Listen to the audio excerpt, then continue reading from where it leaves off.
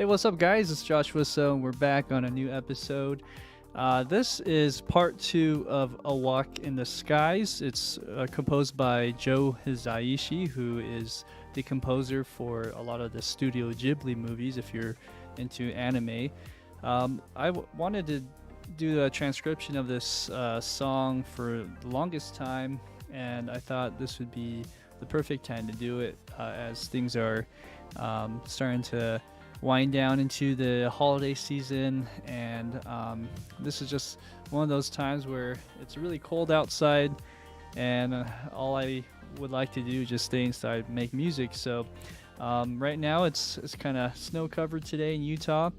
Wherever you guys are at, I just want to welcome you guys, whether it's in the morning, in the afternoon, or in the evening.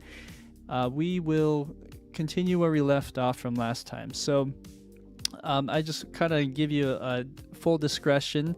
I started this transcription based off of someone else's transcription, but there were some issues that I've found in the notes, and so I've decided to take a pass at all of the notes in the sheet music. And so right now you can't see it. I have Keybase up. Let me go switch. This is what I have so far. I spent some time last episode probably going from page 1 to about page 4. Yeah, about there. So now the next point is to do the next half, which more or less is halfway through. A little bit more pages, but I don't think it's going to take as long. We'll see. We'll see how long it'll take this time around. My plan is that we get all the notes taken care of for this episode, and then we'll transfer this over to Cubase and have more fun with shaping the notes and using better samples, making it sound more realistic. On top of that, I'm showing you my process with how to do a transcription. So I also mapped out the tempo track from last week, and the reason why you do that is so that you can do an A/B comparison. So you have this track here, which I ripped off, and then just have it handy in case I want to reference it, which I will do a lot on this episode as well. So with that being said, when I do reference a track that's copyrighted, most likely you will see commercials, which unfortunately I have no control over, but I generally like to not do any commercials while you're watching this from start to finish. I put commercials, I think, in the beginning of a video, just at the very start, but in the middle I try to keep it open so you can just skim through as you please without any interruptions. But this episode and the last episode, you will probably see commercials, just so you know. Okay, so with that being said, let's go ahead and wrap or not wrap up, do a little recap is what I mean for the last episode. And on top of that, I did some work on this to make it sound even better. So here we go.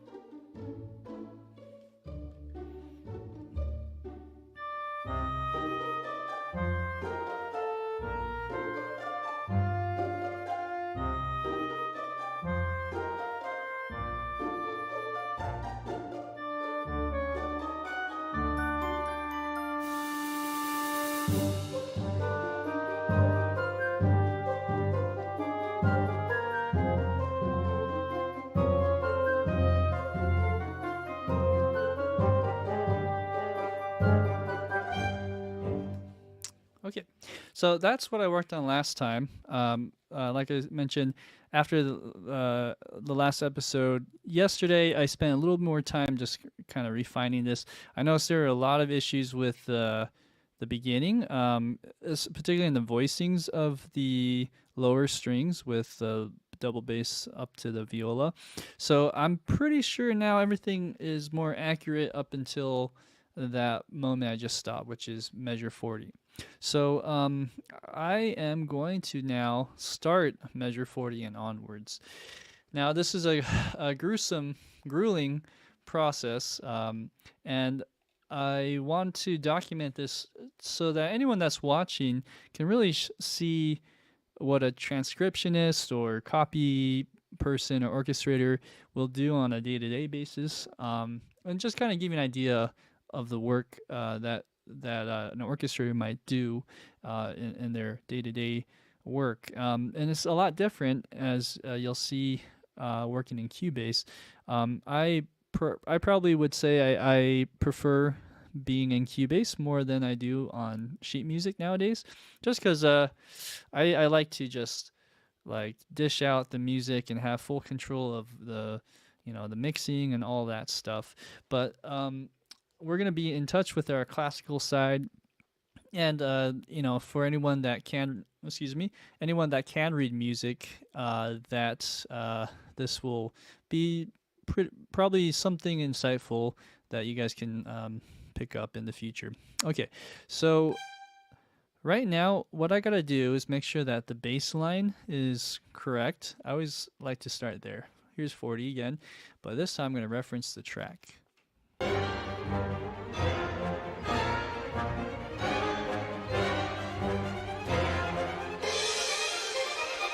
Okay, so there's a little trick that I like to do, and that's just to do a little high pass filter, or excuse me, low pass filter for this.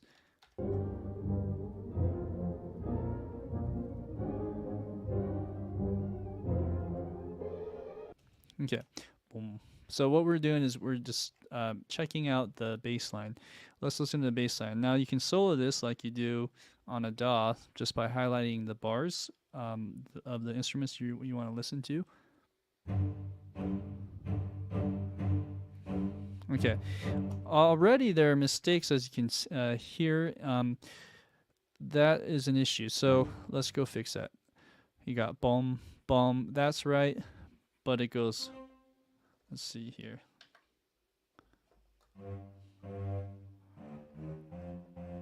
So it just goes down a note, so let's go fix that real quick. Now, this is also in 5/4. So one other thing I need to remember at some point is to merge the meter that I'm in with the Cubase session as well. Okay, so we got that. Let's listen again. Okay, so for anyone that's just joining in, I'm just editing some notes that I found online for a rendition of A Walk in the Skies from Howl's Moving Castle.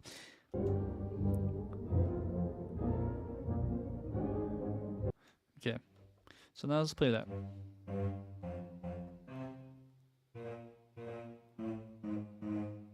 So it goes G, G, F, F, B flat, B flat, A flat. And let's hear it again.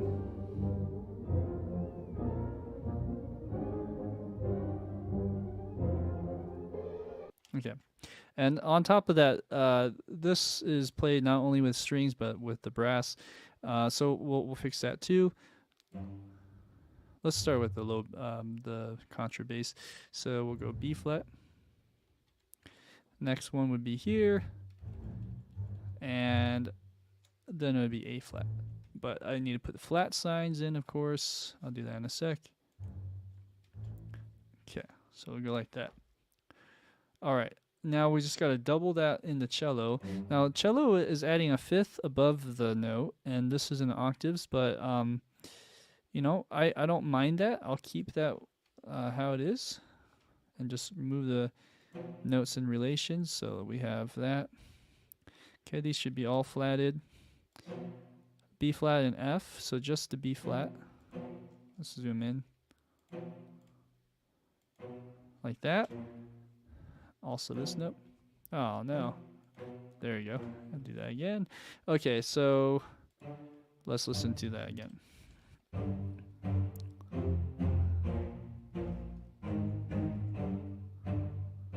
Okay, so right here, let's listen for the second half. This is measure 43. No, 42.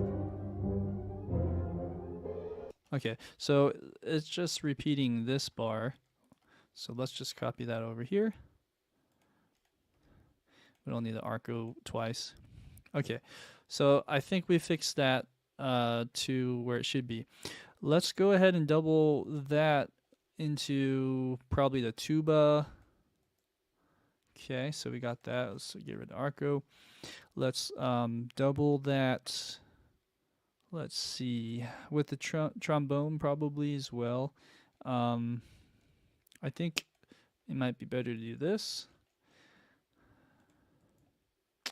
Another trick, or not trick, just orchestration technique is you could put the D perhaps in the bottom if the voicing was better, but I think we're okay the way it is, so let's go ahead and try that. Ooh, that's gonna sound funny with the samples, but let's try.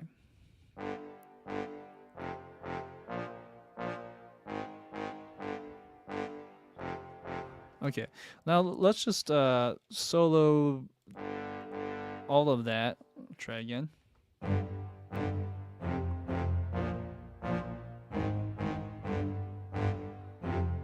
Okay, now let's have a listen back at 40, measure 40 right here.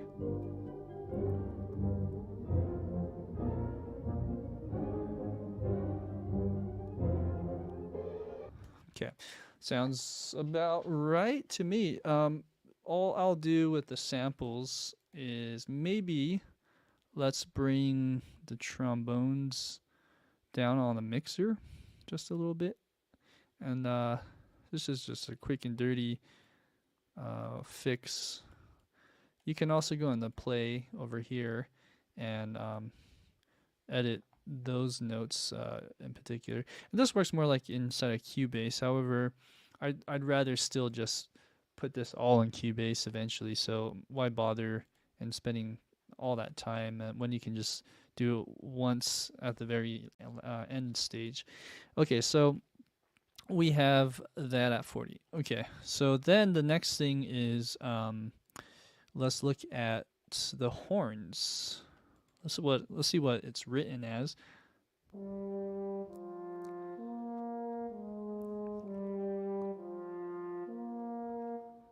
Okay, let's listen for that moment and see if that's right. Da, na, na, na, na, na, na.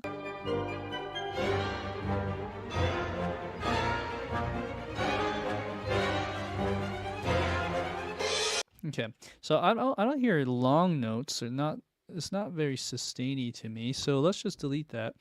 And what we'll do is let's just copy one of these over to the horns. And let's think about that for a second. So if we were to put it into concert pitch or transposing mode, what the horn player would see. I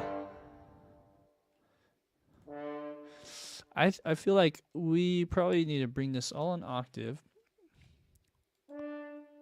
Okay, and let's move that voicing down so it's a fifth below, or excuse me, a fourth below the bottom note. So what we'll do is we're going to go to, what is it? Filter, notes on the top. And I'm going to actually just paste it down here on the second horn. Now, technically, is horn 1 and 3 is what I am going for here. And then here is horn 2 and 4. So, I mean, I think there could be 6 horns, but I just, for simplicity, just doing 2 horn voicings for now will be good.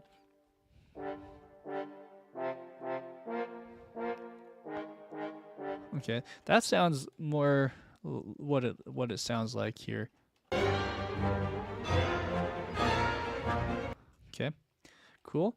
And I do hear one more element, and that's this da da da. It's It's played by the violins, I believe, or let's see.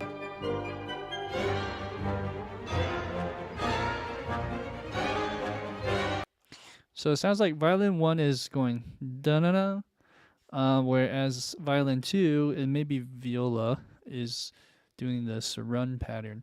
Okay, and then so let's listen for the melody, which the violin 1 and maybe trumpet is what's playing together.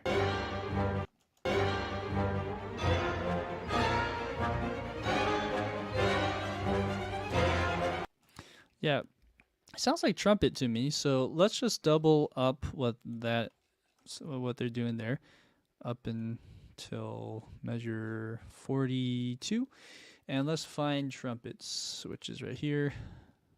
And I just have trumpet combined on one line. If I need to split them, I'll just put them on the same line here. Okay, so let's see the voicing on that.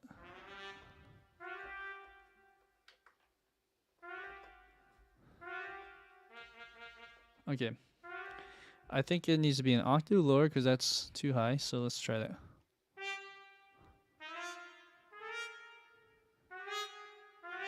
Okay, let's get rid of that arco sign right there. All right, now I'm gonna play that with the strings. Let's hear how that sounds.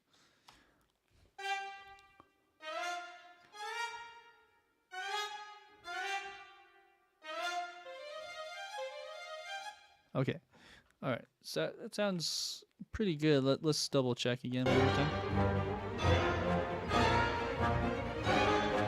Yeah, it sounds like they're in octaves apart.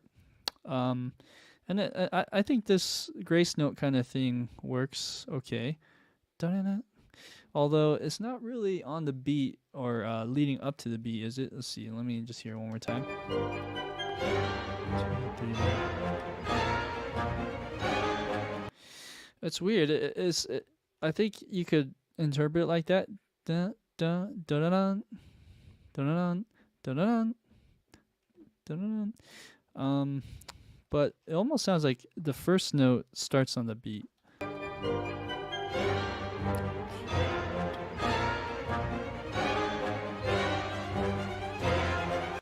Ah, that's weird. So I'm wondering if I need to change this and kind of do like a slurred note. Da, da, is it slurred?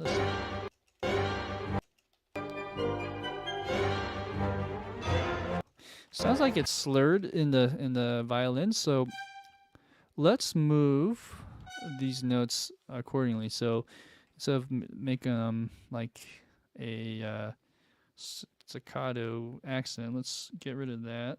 I forget how to do my accents. Accent, if I hover over, it should oh, it's a bracket. Okay, for the shortcut. Okay, so let's see here. What am I trying to do? Let's make this a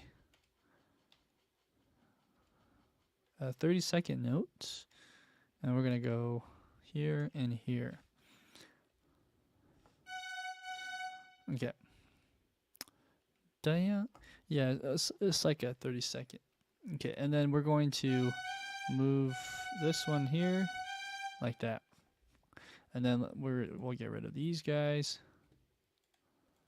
Now this is just being technical on my end, like that.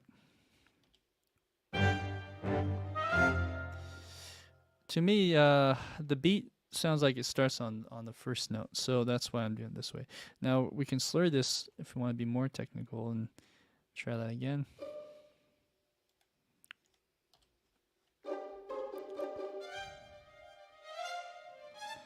Yeah. Okay, so let's kind of follow the same procedure here. Let's get rid of these, and okay, we're going E flat, E, F. So E flat, E natural, F. Okay, let's get rid of that. All right, and then what I'll do is I'll copy this over to the trumpet as well. So this is G sharp, A. Is that right? Oh, yeah. Okay, I see. So we'll go G sharp. You can think of it as A flat, A natural as well.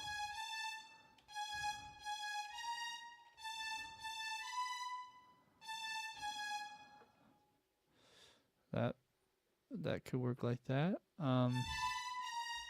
Okay, keep it going. Same here. Okay, it's F sharp, G sharp. So go F sharp, G, G sharp. Okay, and a couple more. This is F sharp, G, F sharp, G. That's what I have. And then this last one is E flat, E natural, F. Okay.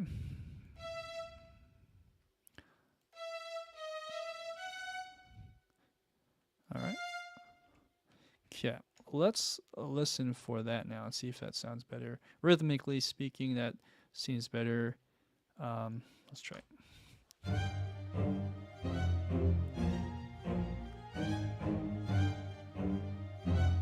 Okay, so that F, there's a F right here that sounds off to me. So maybe it should be a F sharp. But let's double check. Let's see.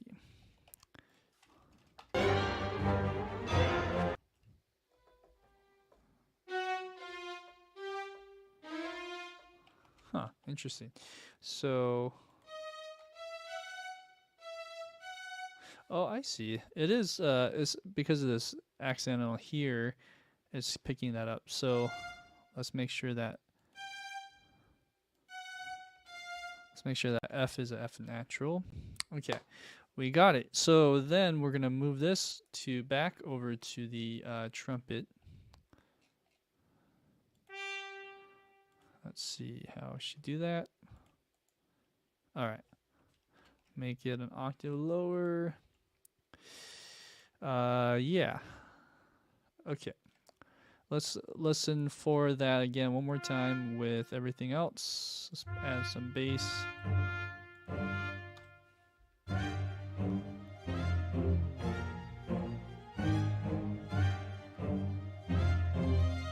Okay, so there's a skip or a beat that is like jumping in, and I feel like this needs to be fixed. So let's listen for that now. So 42 to 43.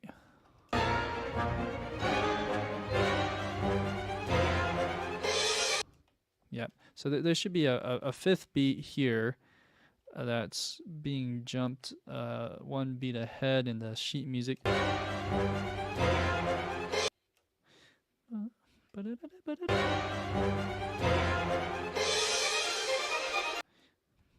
Okay. All right. So let's go ahead and make those changes. So from here is good up to 42. 42, we're going to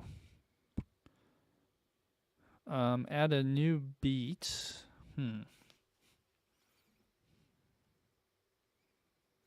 That's tricky. Let's see. Let's look at this next part.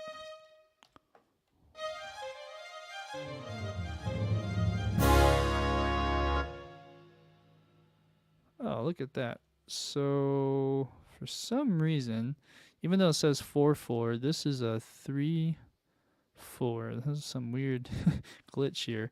Let's see if I can fix that.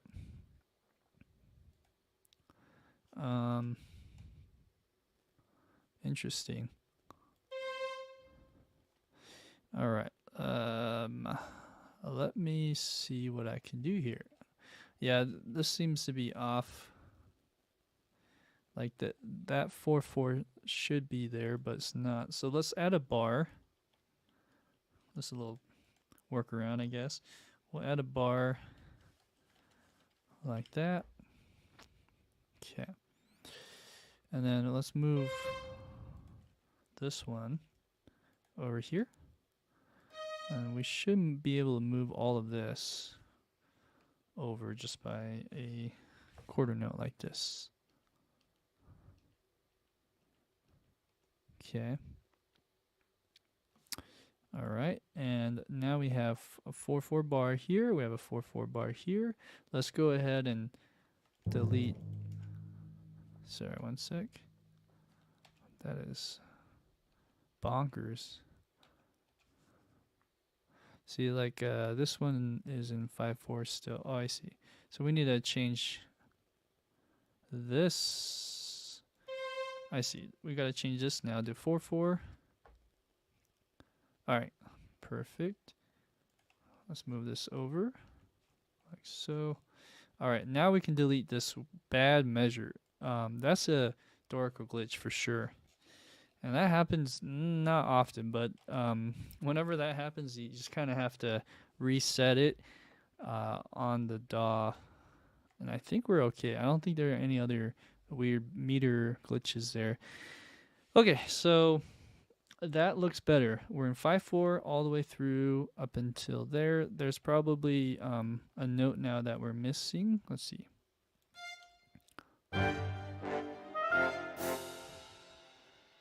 Okay, so look at the bass line here. You got bum, bum, bum, bum, bum, bum, bum, bum. Let's go ahead and copy this over here. Bum, bum, bum, bum. Okay, so that's good. And then I think this pattern, whatever is happening here, it's probably mirroring this one. So let's just go and copy that over like so. Oh, we got a friend, Samuel. Hello, hello. Welcome on board. Where do you hail from? So we got mezzo piano. Boom. Okay, so that looks better already. Let's just double check all these other things that are happening here. All of that copied and pasted okay. Okay, now my other suspicion I have on this particular moment in the recording, I don't think these flutes and oboes are playing this. So I'm just going to delete it. Like that. Okay, let's listen for it again.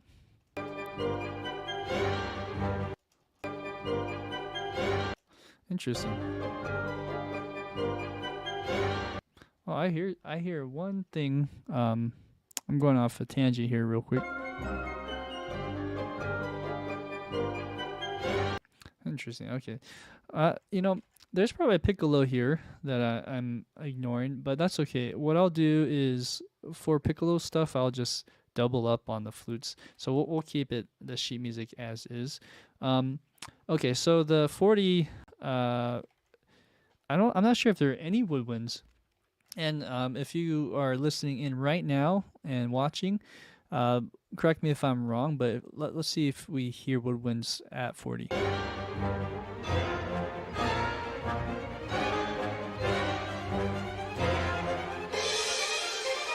And then listen for the panning too, because that's important. I have trumpets kind of more on the center right, violin 1 doubling the octave up on the hard left. I don't and listen for this this flute right before and the panning.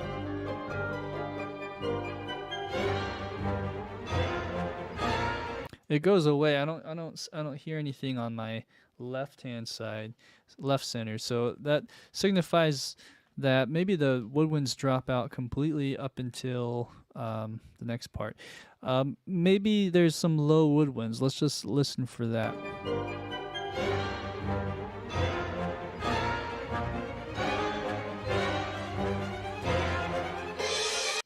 I don't know. I think it's safe to say woodwinds drop out completely up until that moment. Okay, so there's just some percussion things then. So we have probably like a crash cymbal, and let's hear other stuff.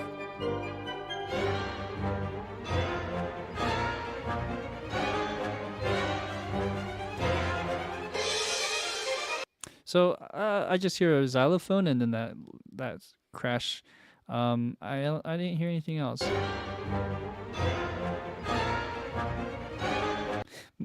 I mean, one could guess there's timpani in there, so let's just assume there is.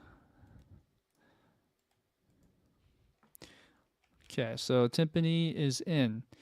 The next is xylophone. Xylophone is pretty much playing the same thing as the high violin and trumpet.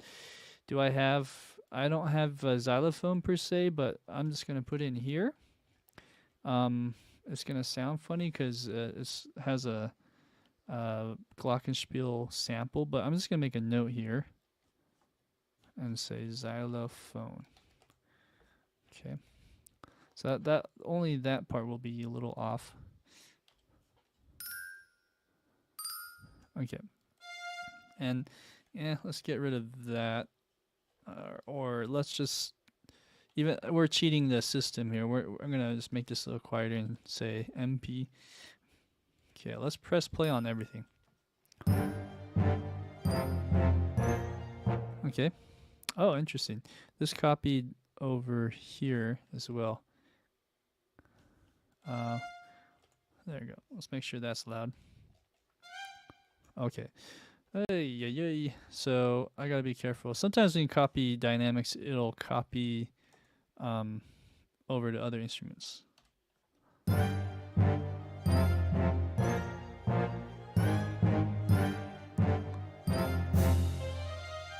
Okay, that sounds pretty good to me. Timpani, of course, is very in the background.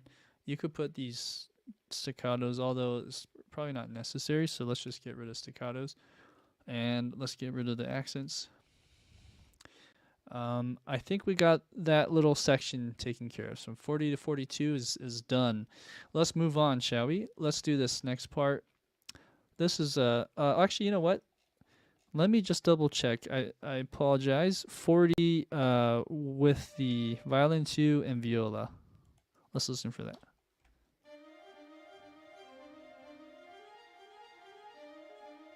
Okay, so we gotta listen for that real quick. Let's press play one more time. So we're in 3, so it's doing 3 of those and then 2 of the other.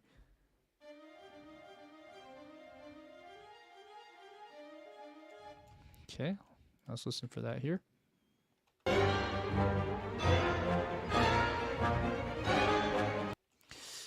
They sound a little off to me. It sounds a little different. Let's try again. Let's see.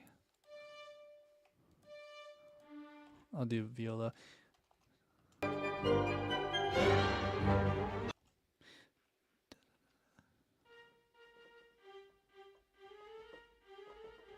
So I hear G, A flat, or G, G sharp, A, B flat.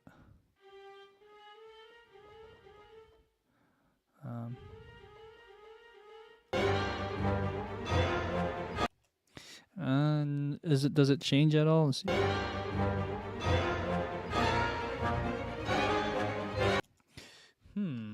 Doesn't sound like it changes. I mean, at least in the same bar, it doesn't change. Let's go off of that hunch. If we're gonna do that, let's do it now. I'm gonna go.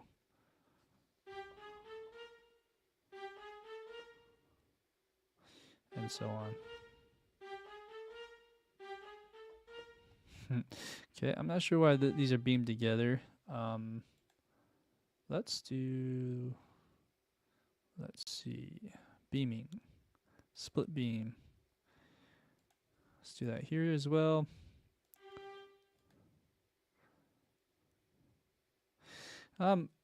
For anyone that's watching, I'm curious to see what DAW you guys use. You can comment below or in the live chat. Are people still using Sibelius as much as I think? Let's see. I just had it. There we go. Notations. Split beam. Okay.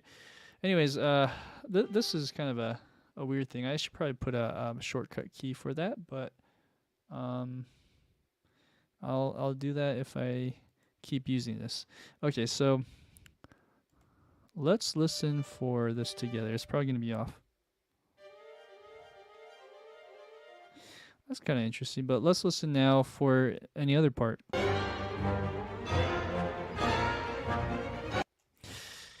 Ooh, it's hard to hear that. So this is the trick I use. Yeah, I'm using a DAW on the side, on side to side, and the reason is so I can listen for this, and eventually what I'll do is put the notes in Dorico over here into Cubase.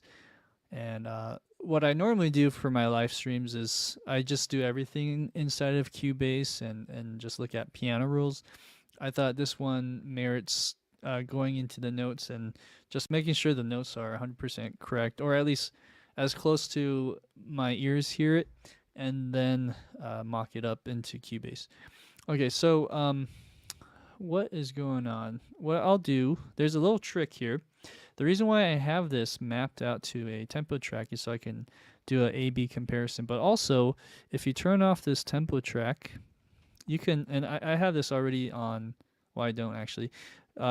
If you put it on musical mode, then you can slow it down to whatever tempo. So I think 100 is good. Let's bump it up to 120 though. Let's hear that.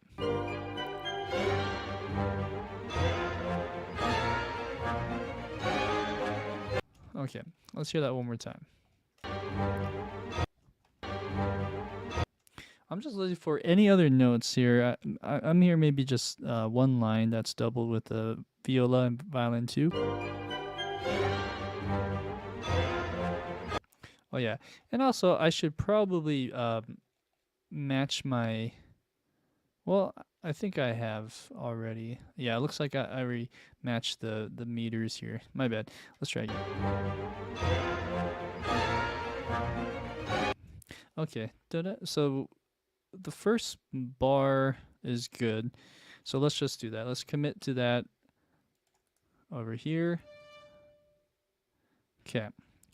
Next part, it changes, and I'm not sure if this is right, but let's listen.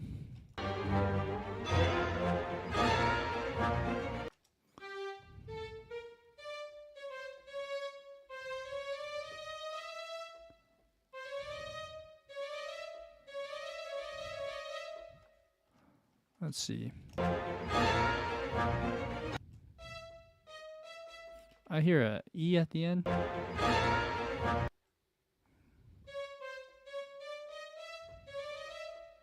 I hear that.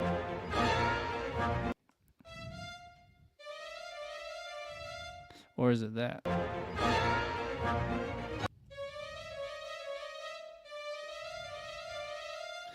Oh man, sometimes you never know until you try it. Let's try that.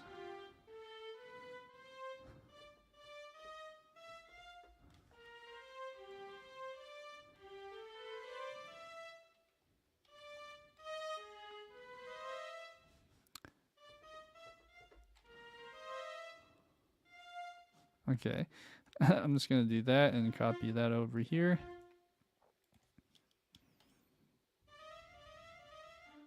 Okay.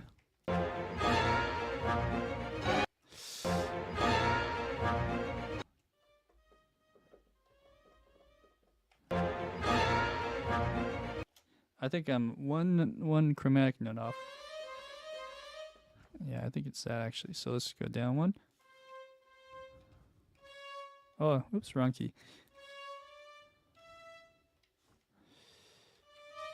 Okay, so I'm gonna copy that. Okay, let's copy that over here. So I think that so far is so good. Let's press play actually.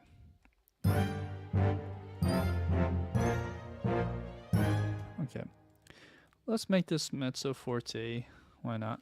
Okay, so that sounds good. Now let's listen for this last part. I might as well just delete all of that. Okay, let's go back again.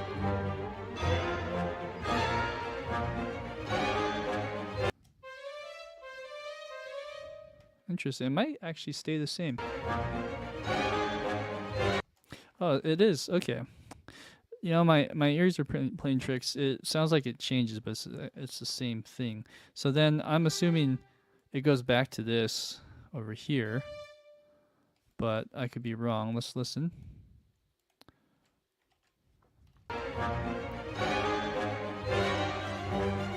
Oh no, it doesn't. It goes up, right? So let's listen to the whole thing.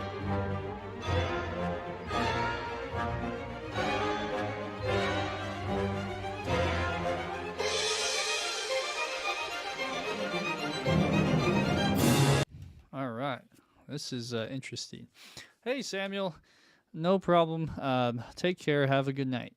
And yeah, when you come back to this, hopefully you can watch this with minimal commercials. Again, because this is copyrighted music, you most likely will run into commercials.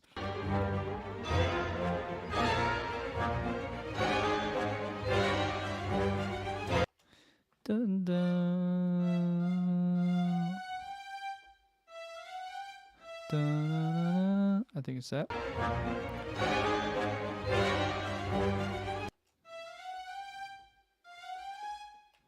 Maybe it's that.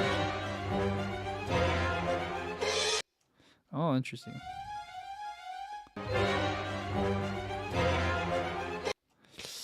Yeah, I think it stays the same. It's hard to tell. I could slow it down slightly more, but it's gonna mess with the sound. Let's try it again.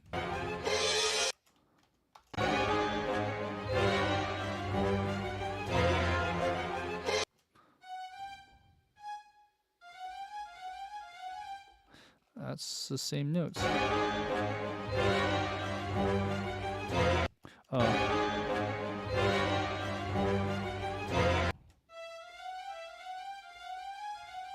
So it does change on the last part. Actually, because it's going slower, let's listen one more time on this other part too.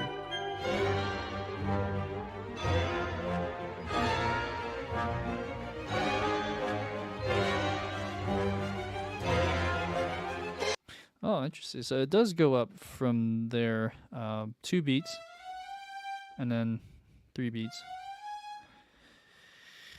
Wow, the things you learn. Okay, so that is here. Let's just move them up, and I'll delete this one. Okay, so, well, you know what? I read treble clef better than alto clef, so let's just do that. I'm not a violo player. This will be easier to read. So we have E natural. Okay. Then it goes to F. It's stuck right now. Let's see if it's moving. There you go. My keyboard is acting weird. Okay, so E, F, F sharp, G. You do that twice. Let's copy that over here. Oh, but that whenever I copy and paste, it does this weird beaming thing. So I think there's a preference to get rid of that, but just for now, I don't want to deal with the preferences. Let's just do that. Okay, so then if that's the case, let's go over here. And this is where it changes. It goes to F natural. And then it goes to G, G sharp, and then A, I believe. This is why having that Cubase off to the side where you can slow it down really, really helps. Okay, let's copy that over here. All right. I think I can, it's safe to say now, measures 40 to 43 are done. Oops.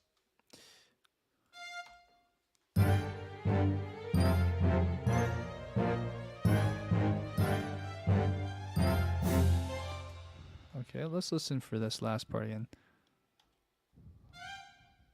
Oh.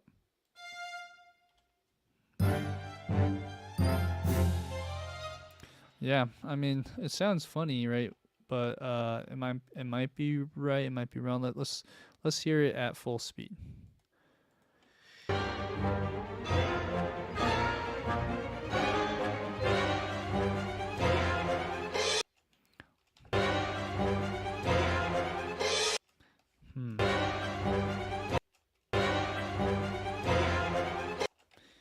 Okay, let's hear it from here.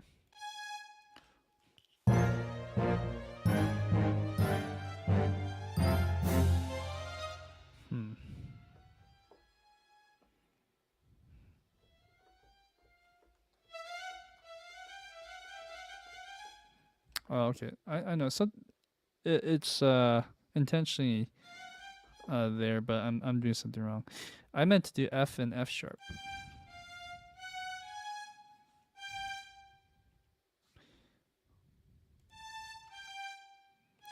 There you go. That's what I want. I think it's right now. Let's try that again.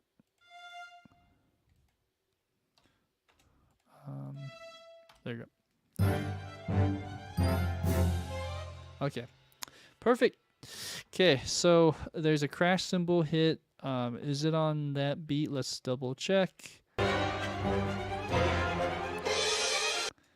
Okay, so the crash is actually on the downbeat. And it's like a suspended cymbal hit with a yarn mallet almost, not a actual Piatti crash, but that's okay. I'll just notate that. Maybe I'll just say suspend cymbal with mallet. That's kind of how you would notate that. You can also put that let ring. I forget how to do it here in Dorico. I know how to do it in Sibelius. I think it's this. Yeah. Okay. Cool. Moving on. Let's listen to this part.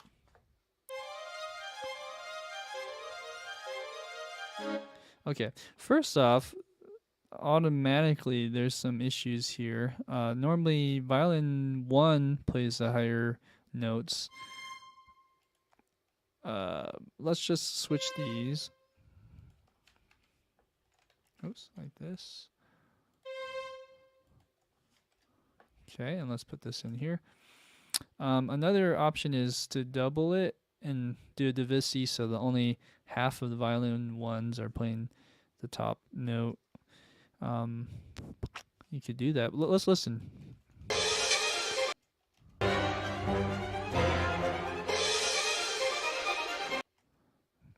It's hard to tell. Let's see.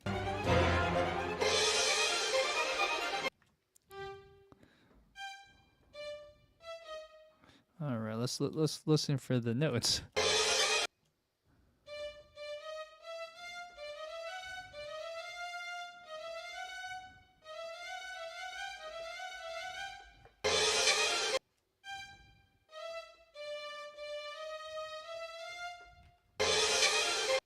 I think so. Let's listen for that slow down.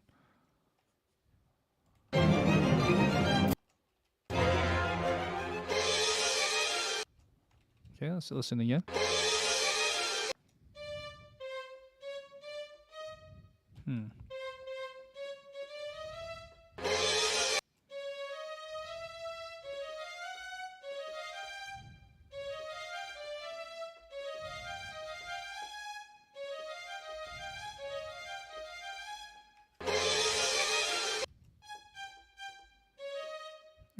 It's close.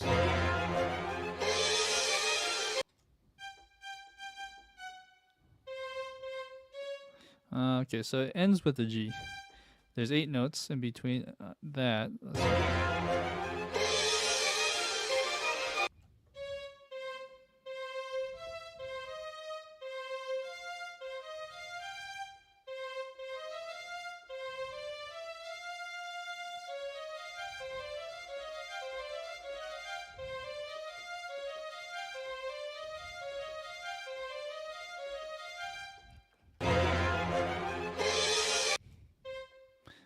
First note is.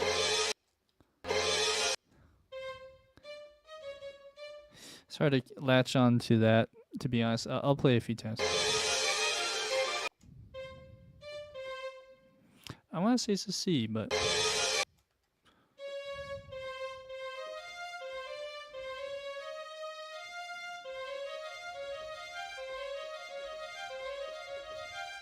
Is that what it is?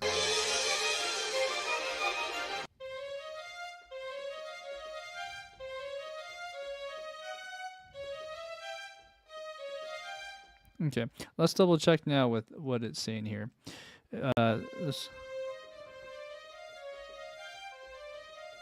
so the question is this a C sharp or D flat, or is it the natural? It's hard to say.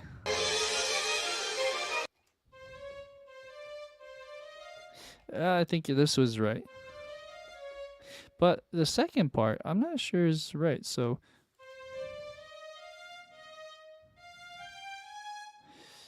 that doesn't sound right. So let's change that to what I had as C sharp.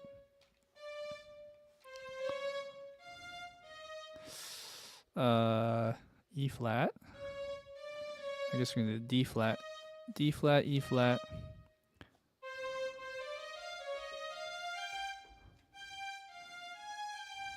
Okay. I know there's definitely a G in there. I'm gonna delete that. Copy that over here. Let's double check the notes and play it. Okay, and let's put accents on them. Like that. Oops. Okay, is that right?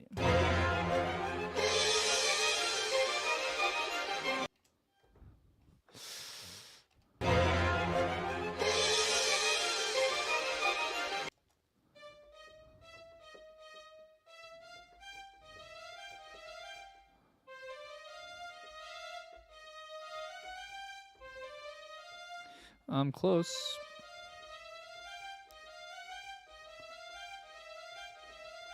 Is it that?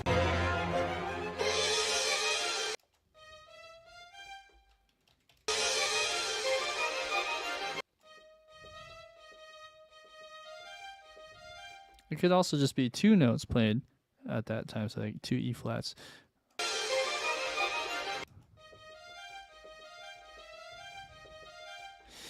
I'm veering more to that now, actually. So, like that. These don't need to be here. Okay, let's do that. Let's commit to that, because I don't want to go too crazy, because then my ears start to play tricks. Okay, so you have that playing on both violins.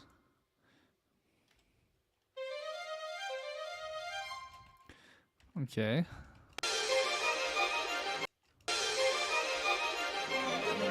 Okay. And are they in octaves?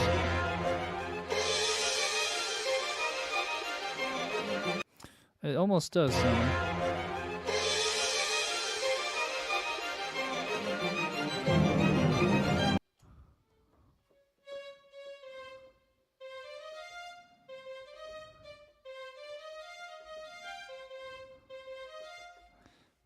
Is that first note also C?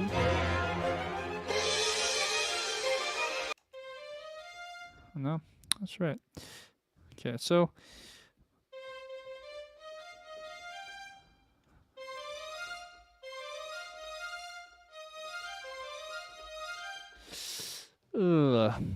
is it in octaves?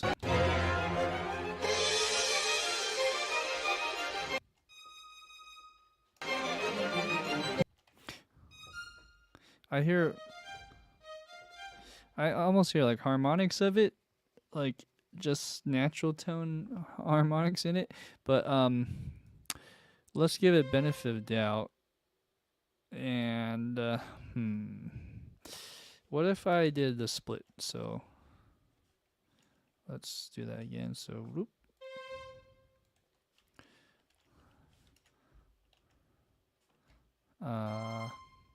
Paste special reduce. Okay, there we go. So let's say this was the V seed, like that. It's not. It's probably this. Yep. Okay, let's just say you divisi that. Okay, now listen to this next part. We have the viola going.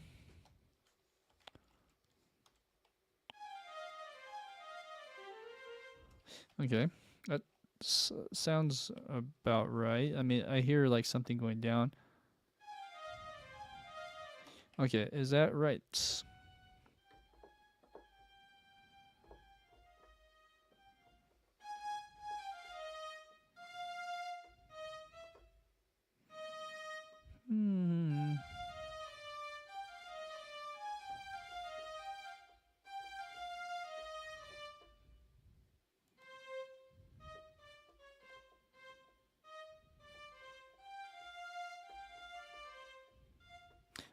Let's see here. Let's play again. Oh.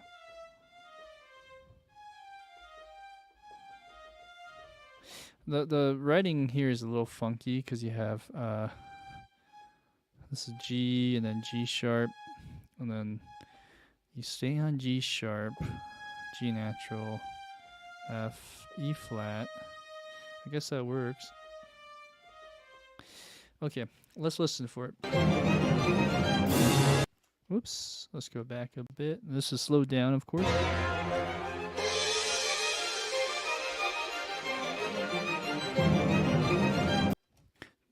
Da da da da da da da da da da da da da da da da da da da da. That sounds right.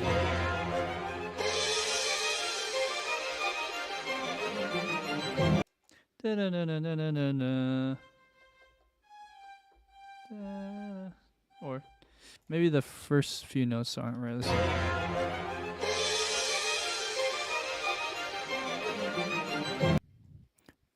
It's almost lower.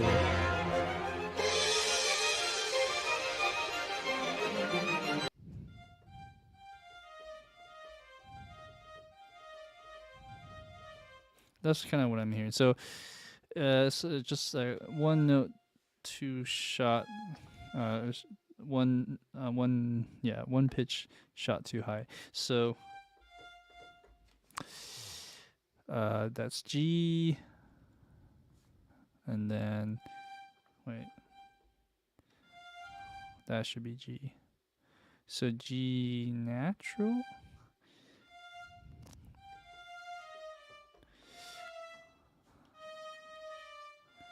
And then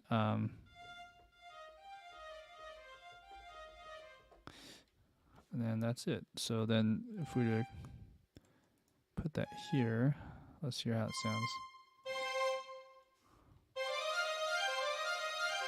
Okay. Let's go and accent those. Let's hear it slowed down, even in the DAW or in our Dorico.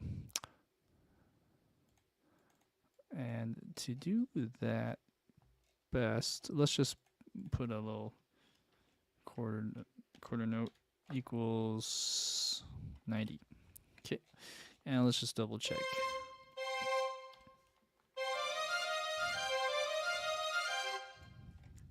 Okay, let's listen again. Wow, it almost sounds like it's an octave lower, huh? Let's try again. Okay, is that right?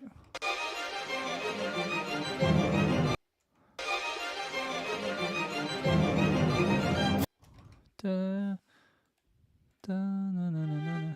Yeah. All right. Let's just double check here. Okay. Yeah, that sounds about right to me. So how many times does that happen? I think you repeat this if I'm not correct, or if I should double check. Let's see.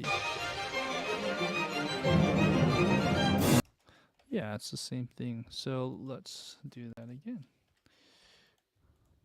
Okay, so the only difference then would be with the cellos. I guess you can copy what the viola is doing over here. Perhaps. Let's just double check and listen for the panning. Yeah. Oh man, I do hear another voice, another line or layer. Oh yeah, I do hear like a descending bass line pattern here. Oh wow, it's really hard to hear. So on that point, this is where doing a low pass filter helps.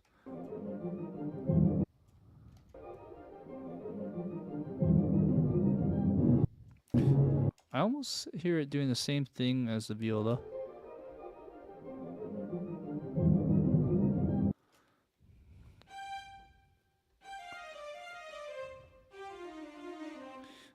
maybe it's harmonizing.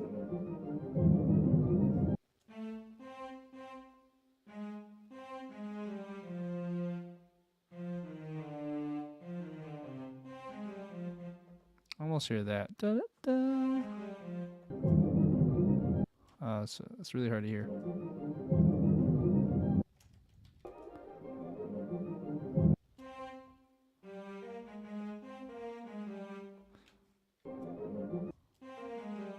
I was just doing a descending line like that.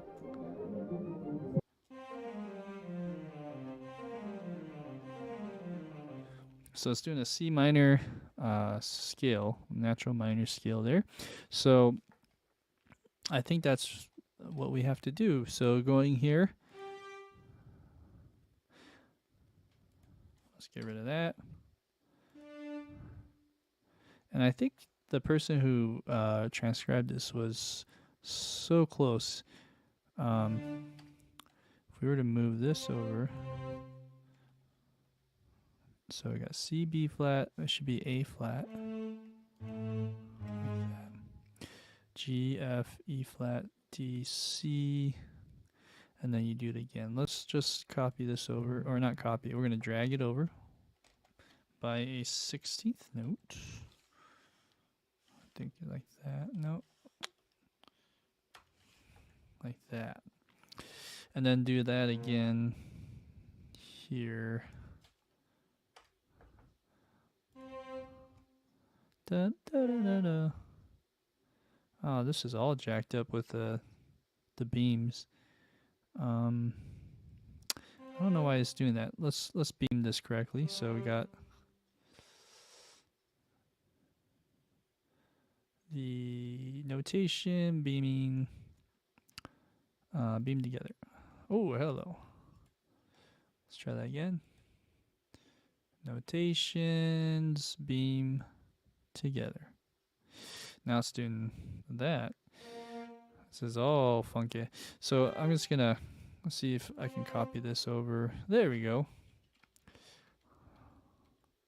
The beaming is just bothering me. So you got that. And then let's also do that over here. Got F, E flat, D, C. Okay, so let's do that over here, but go down. Okay, now the question is, am I gonna do that exactly the same way with the contrabass? Let's see.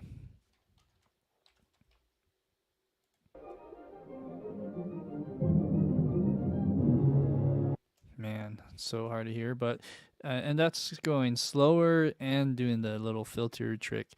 Let's say it's the same thing. One E and a two E and a one E and a two E and a oh, I know. Okay, I am messing up here. I should do that. Okay. I think we're good. Let's press play.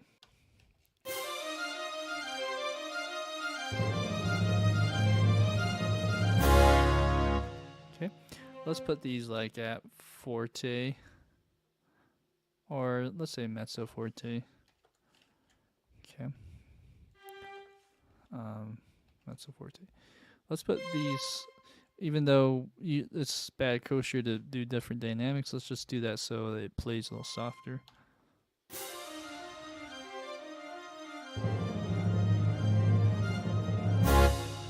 Okay, I think we got that little cool line there. Let's listen for other things that's happening. So let's turn this off. Okay, let's go a little faster. Let's go 110. Let's find where we left off. Okay, let's go over here maybe. And there's a little bit of a gap if you notice, like I mean, and naturally with players, you gotta let things breathe. So I have to remember that for the mock-up.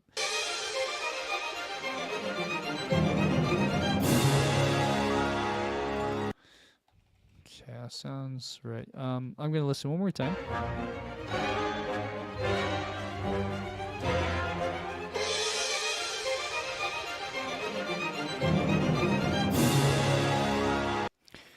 Okay, so I don't hear anything else. It seems like it was all strings, and then it resolves. And this part, there's timpani. Let's listen for where the timpani starts. So it sounds like it's on beat 2. 1, 2. Oh, and it looks like maybe if we were in 4/4, that would hit on beat 4, or you can put it in 3/4 and just hit it on the next downbeat. I'm not sure. Wow. 1, 2, 3. 1, 2, 3. No, it should be in 4. 1, 2, 3, 4. 1, 2, 3, 4. 4, 1. Maybe this should be in 3, 4. And then I can just get rid of that.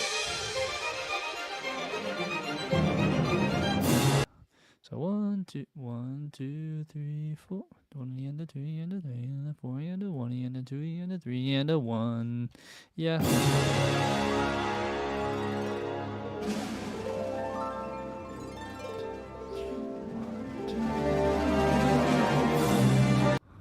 Okay, and let's just make sure we're back on the right measures here. So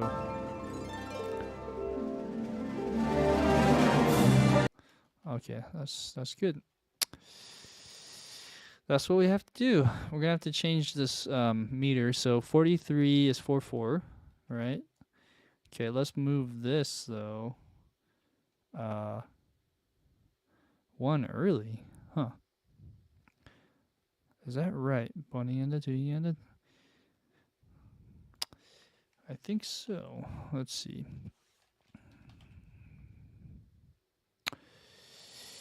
Let's think about this.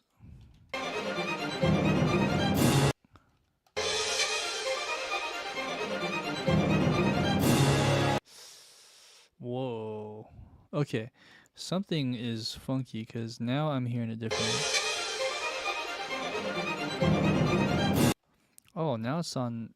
You know, when I slow things down, I think what's happening is it's these meters. Okay, that's what's happening. These meters I shouldn't reference or use as a guide because as soon as I slow it down like this and turn it off,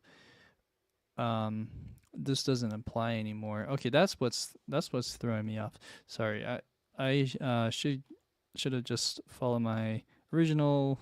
Okay, that makes more sense anyways. The going back to the main question is what beat did the timpani roll on? It's on beat 3. Like so. Okay. That's all I needed to know. And I went on that whole tangent. Okay, so right here, is that a G sharp?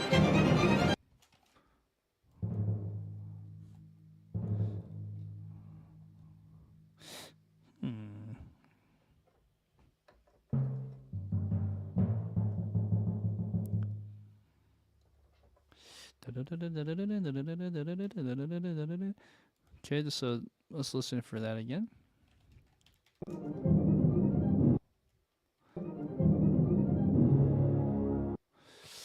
Ooh, that probably is right because this would lead into this D flat, or C sharp.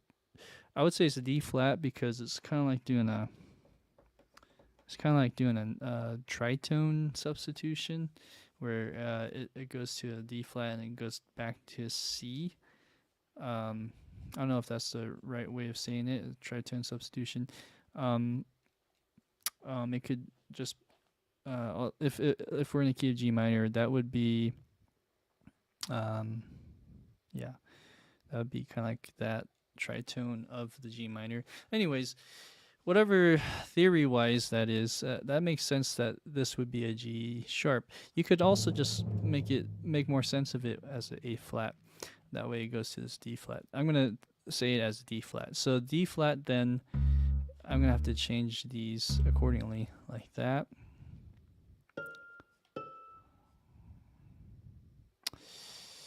And this will be important. Let's listen to the harp, because the harp really is featured here. And I mean, you can kind of fudge this, but let's see if we can hear those high notes in the harp. So the harps are going. Okay. And this is at full speed, and I'm gonna get rid of this. Here, let's hear it again. Okay, so I'm not sure what that highest note of the harp would be, but I'm not sure if it's that.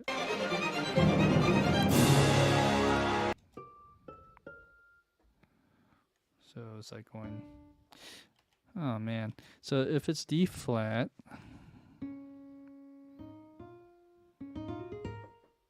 and the other question is, what kind of scale is the harp glissandoing on? That's a good question. Sorry. It sounds like it's doing a. Let's see.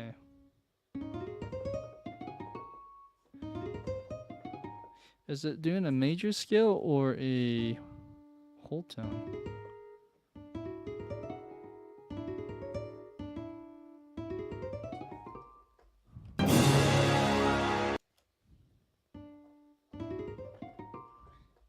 It could be a whole tone.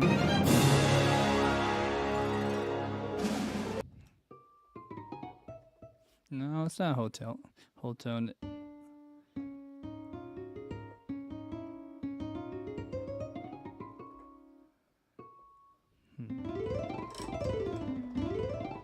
So it would probably be a major scale, but in the key of D flat. So that's okay. So if we're going, is that too low?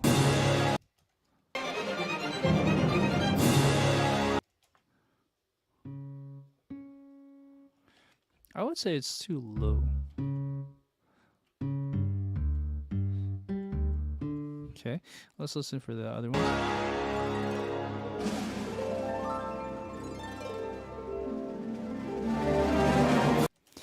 Interesting. I think it changes, so there's some fancy pedaling, or it's two harp players glissandoing side by side each other.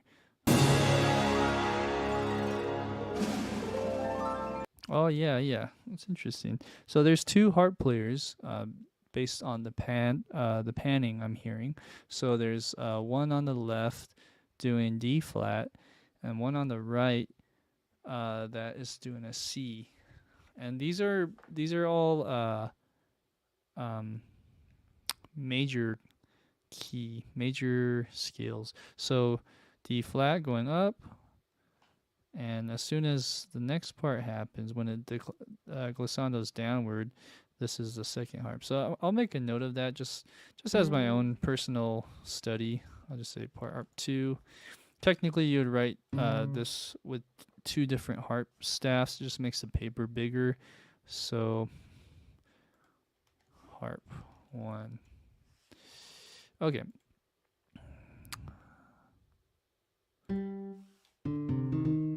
Let's hear how that sounds. It's going to sound funny.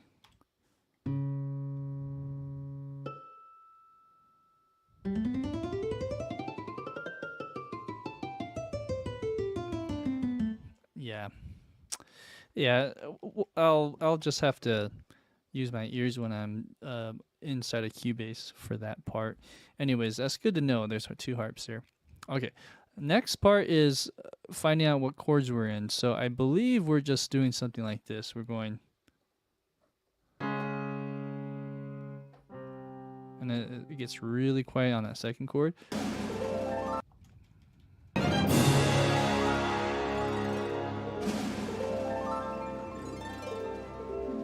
It's like,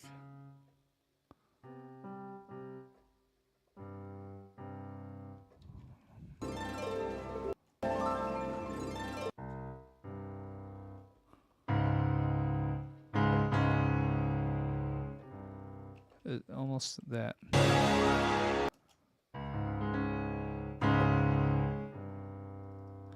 Oh wow. Okay. So let's orchestrate that. Let's listen to bottom to top. So let's go tuba.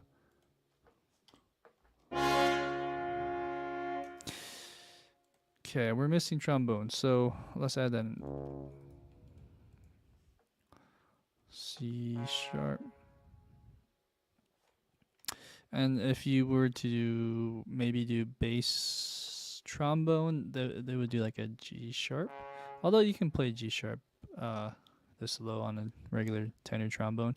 Let's add that in. So we got -4, boom.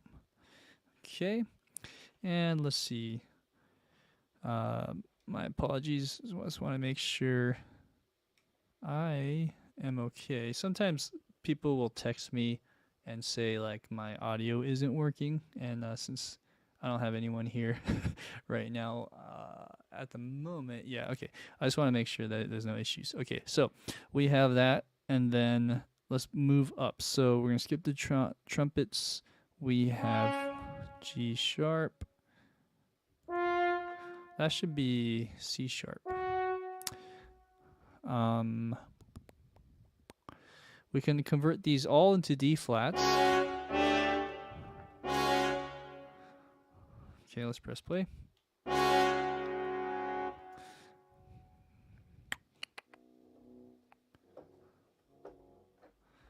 Let's see what's wrong. We have D flat and A flat. This one right here.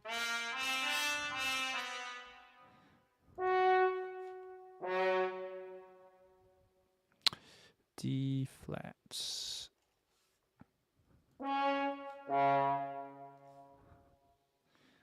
Let's see.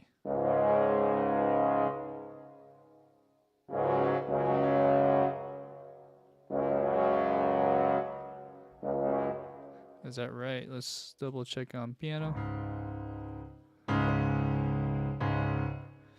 Okay. Are we in transposing? That's why.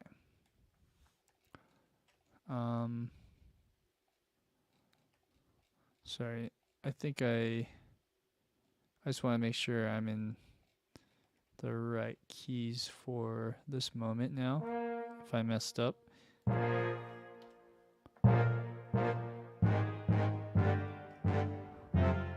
Okay, that part's good. So since there were nothing here, at one point I changed it to the transposing pitch, so that kind of threw me off. So that means I need to change all this. This would be D flat.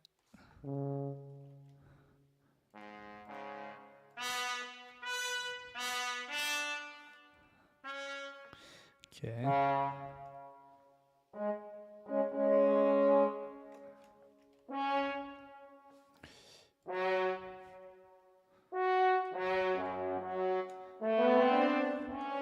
Let's move this down. Okay. I think we're good.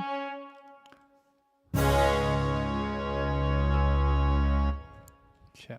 So let's listen for the woodwinds real quick. Ooh, do we hear woodwinds?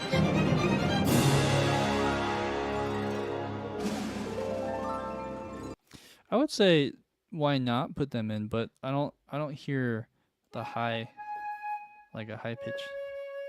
I mean that maybe is faint,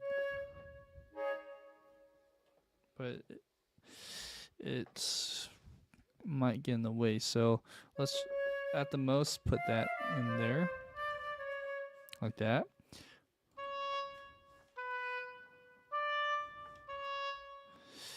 English horn. Let's get rid of that and do English horn instead for this entire line. Okay, so we got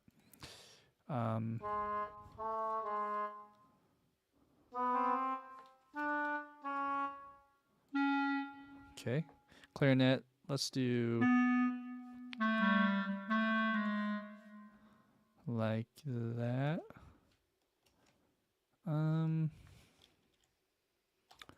Like that. That's good.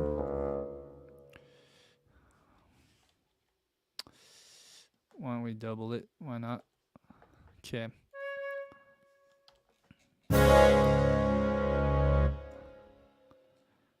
Okay, let's listen to that. Okay, and then just the same thing with violins.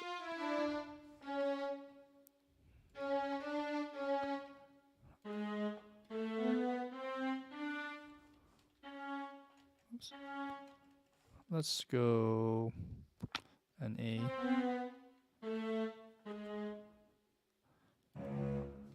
Okay, violas, or excuse me, violoncello or cello. I saw VC and I said viola. Let's do that. Okay. All right, and then the next part is we're just doing a C natural.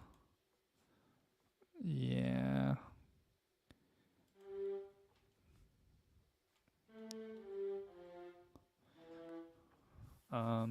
Viola. Could be the lowest of the note, like that. Although that might sound weird, but let's do it. And let's get rid of the strings, the upper strings. Okay, same thing. Let's get rid of the woodwinds here, except for, let's say, the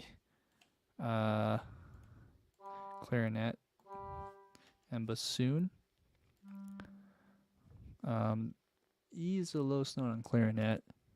Well, F, right? No, E would be D. Okay, transposing. So,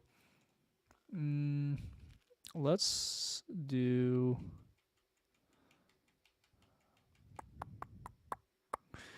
I want to do a C. Let's just do that. And then let's do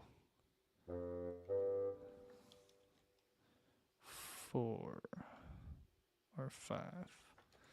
Okay. Horn. It goes really low for some reason, so ooh, that is a problem, huh? Let's do that.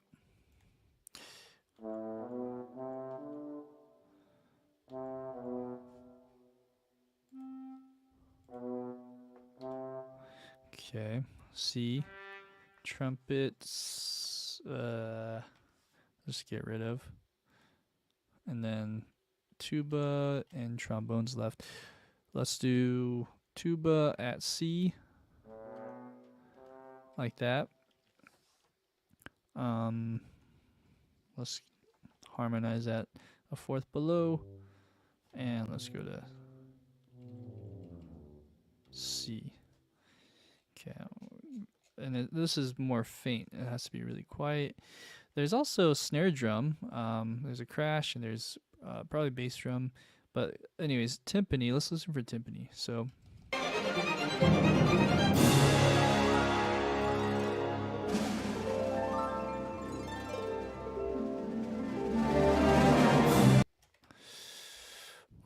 Okay. Yeah, there is a timpani roll right here, so let's add a roll like that, or is it this? Yeah. And then let's add a little crescendo.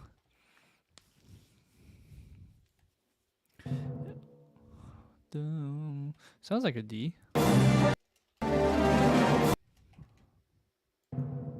Yeah, okay. D. Okay, so we're good on the timpani.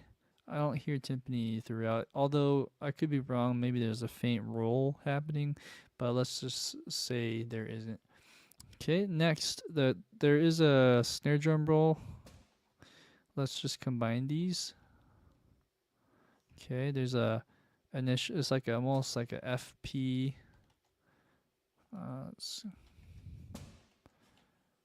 Like that.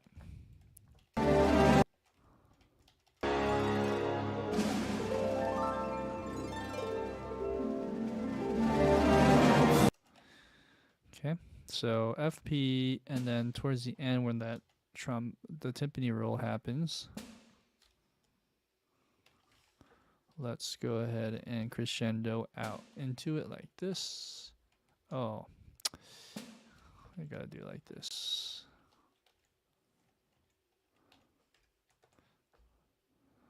Is that right?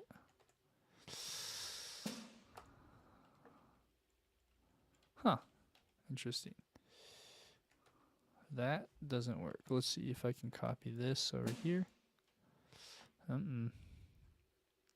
How did I do this last time? Let's break the ties. Let's do this. And then let's tie it and see what happens. Okay, there you go. That's a weird Dorico quirk.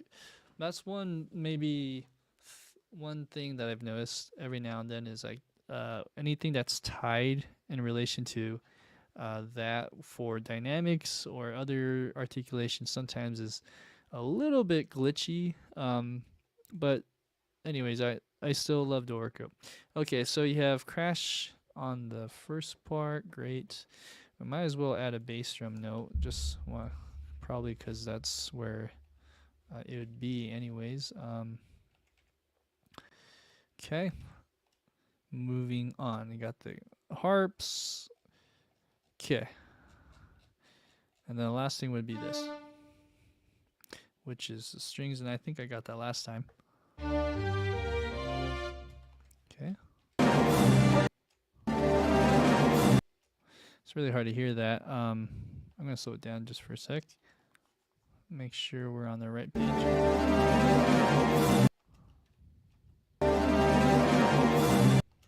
It's all artifacty. If anything, let's get a little bit faster.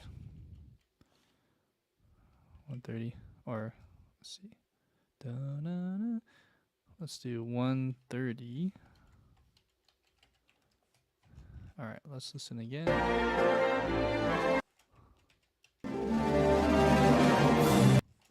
I can't even hear the bass line. I just want to make sure that it's not.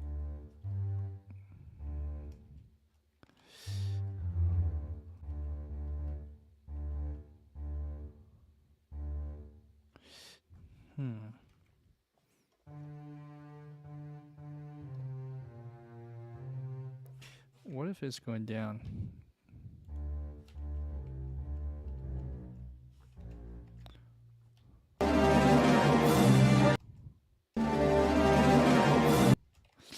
No, maybe it's just doing D. Da-na-na. Okay. All right. We're making some strides. How are we doing on time? It's 9:30, so I spent an hour and a half working from measure 40 to 51, it looks like. There we go. There's 51.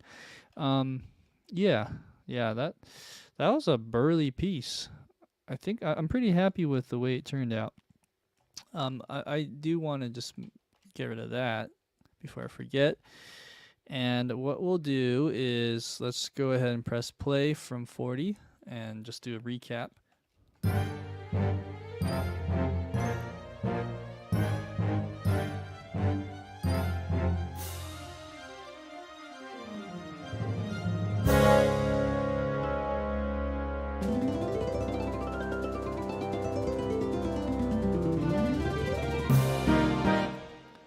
Okay.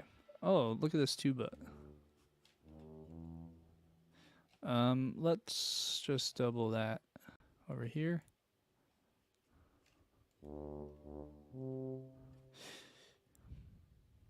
Okay, let's listen one more time.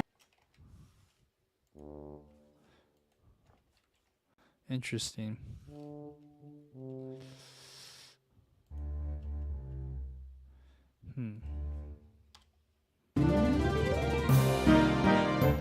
Okay. All right. I think we're ready to move this onto Cubase after this episode.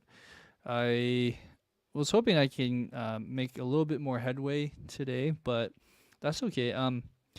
What we'll do now is I can kind of finish the rest of this part in Cubase, but that'll be on the next episode. I'm just going to finish out today's episode and do as much as I can fixing the next like 16 bars or so, and I think I can figure out the rest inside Cubase for the most part.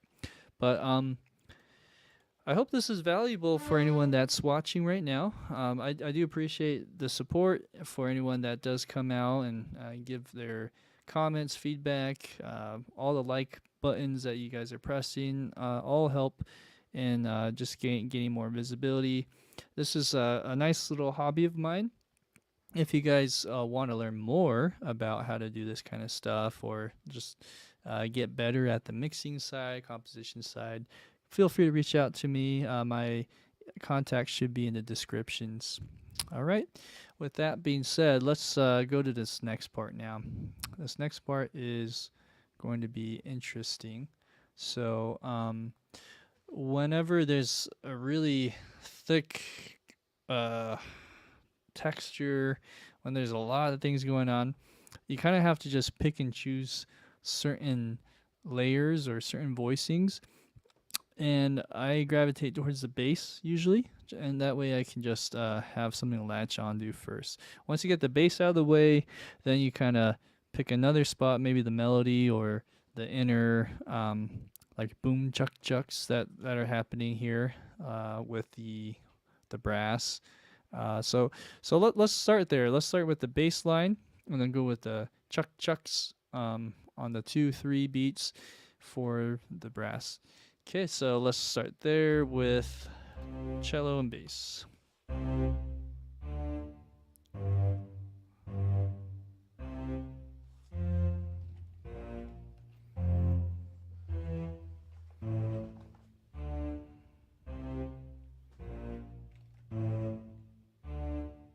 Okay, so then let's put another yeah. On measure 57, we're going to add another rehearsal mark, so 51 and 67. Let's do that also here. Oops. 51. Oops. 51, I mean. And 67's all the way here. Let's just double check. Okay, so I think it just repeats itself. The melody is exchanged onto a higher octave, but it's essentially the same at 5167, which makes our job a little easier in some ways. So at 51, we're going to listen for the bass line.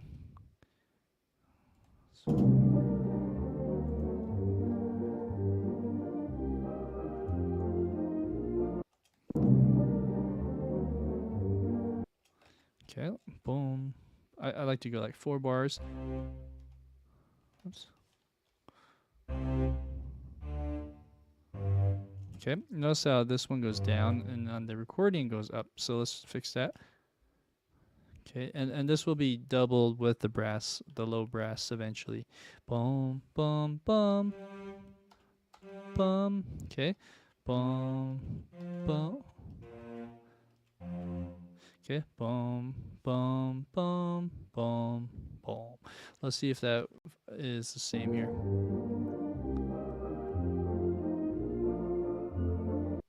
Okay, it actually goes up. Boom, boom. Okay.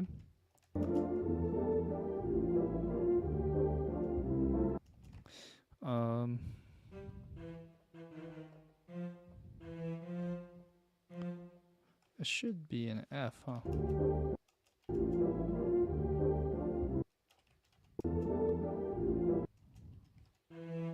Oh, no, that's right.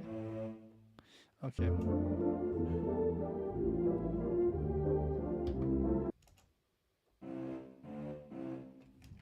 Okay.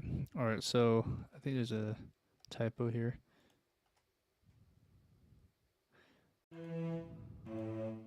Oh, no, that's okay. That's right. Okay.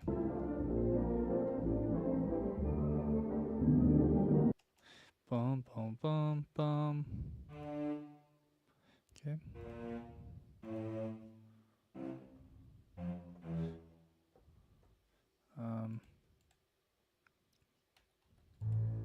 check those notes again.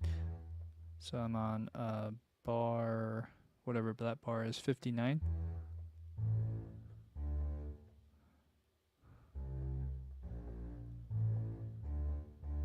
Okay, that looks right now. So let's go ahead and copy this bass line over to the tuba, because it's essentially doing the same stuff. Okay. Let's also do that in the trombone, but an octave higher, kind of like what the cello's doing. Okay, so that's always a safe bet, is doing like trombone can be doubling with the cello, tuba can double with the contrabass. Although there's this funky thing that's happening. Let's just double check the tuba notes.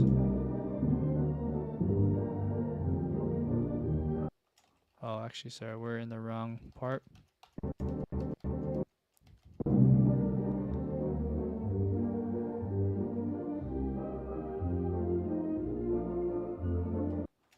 Okay.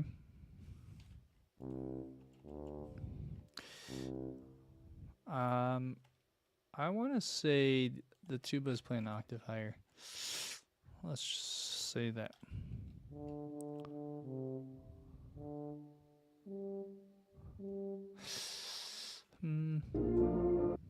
No, I think I was right the first time. So that means here I might want to go down so that it's not jumping so much. Okay. Let's put the forte over here. And let's put the F, or mezzo forte, I meant. Something like that.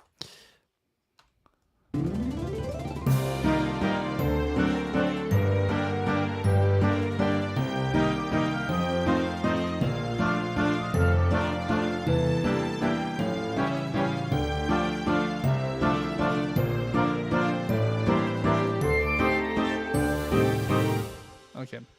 It's a little honky sounding with, you know, the woodwinds, I believe that's happening there. So what I'll do here is maybe just mute some of these notes so it's not so bothersome.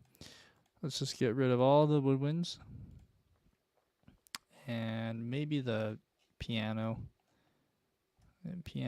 and harp. Okay. All right, and let's press play again.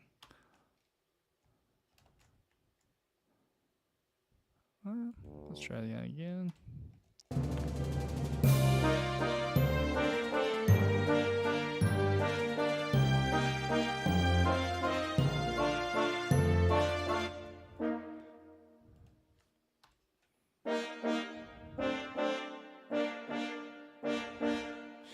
Okay. All right. So that's what we're listening for now. Is this the boom, the chuck chucks from the boom chucks? Let's listen. Okay. So let's get rid of the filter. This is where it gets kind of loud, and I might go back and forth a lot, but that's what you have to do.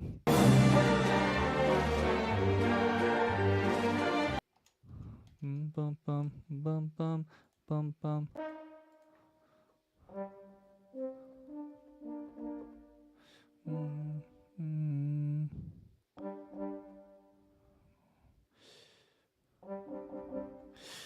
Bum bum bum bum bum bum bum bum. Let's see what chords we're in. This should be a C minor. C minor. Boom, boom, boom. This is the same as the beginning, I believe. C minor, D7. D7. Okay, let's find that again. So,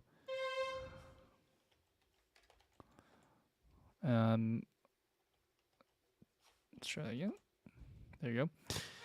G minor. Probably G minor 7.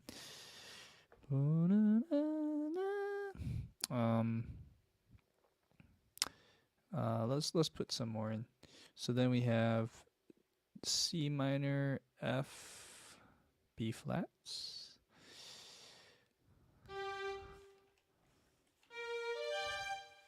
C minor. Oh, sorry. G, F. And then it's like F add 9? That's at what I had. You can say that, I guess. And then G or B flat. Okay. So that will help kind of figure out what the horns are doing. Let me hear that one more time.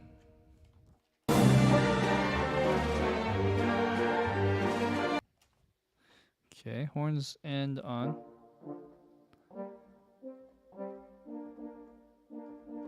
That's what I hear is a B flat and D. Let's see.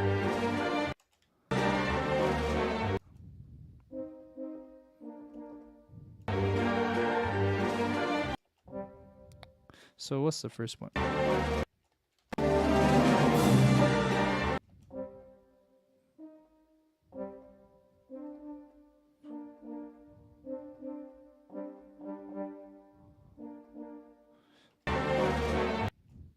Interesting. I almost hear a D in that. So like a C minor 9. Let's do it. Let's go.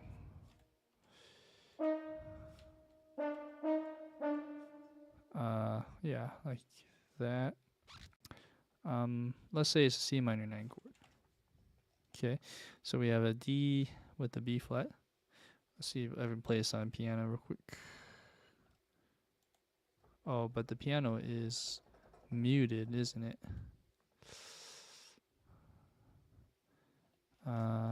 Let's unmute the piano. Okay.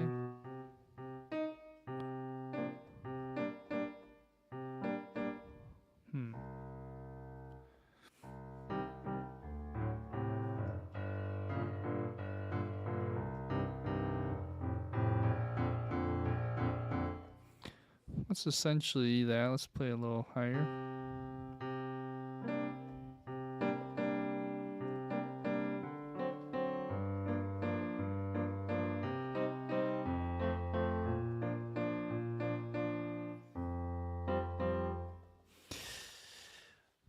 Okay.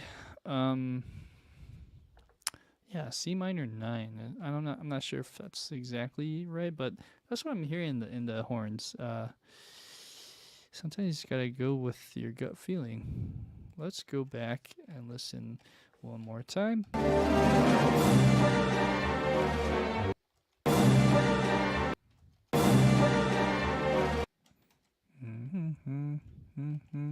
I'm hearing.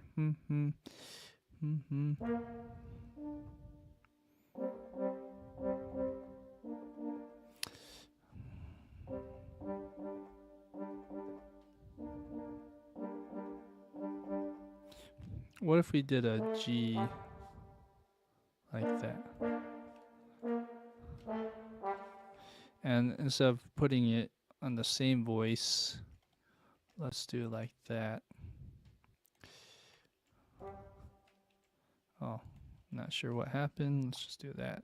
Okay, so this should go to a G. Same thing here. You can just double that.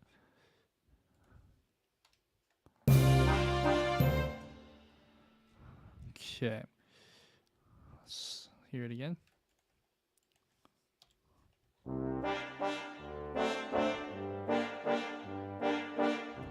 Okay. Except, yeah, F sharp, huh? So, that's cool. I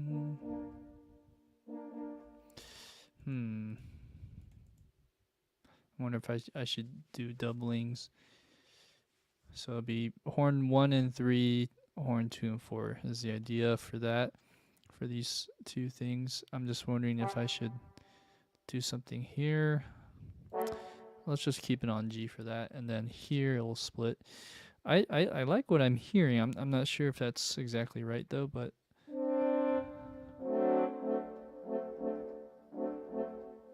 and then G minor.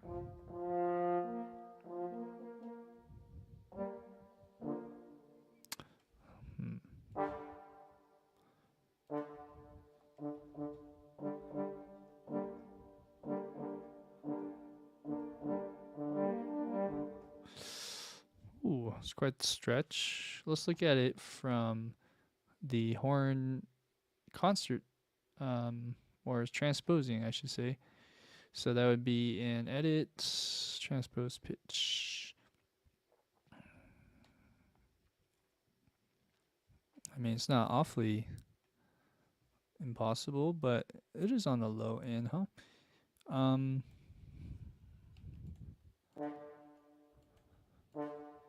That's almost like a trombone thing, actually. Let's listen if trombone should be playing this too. So let's go here.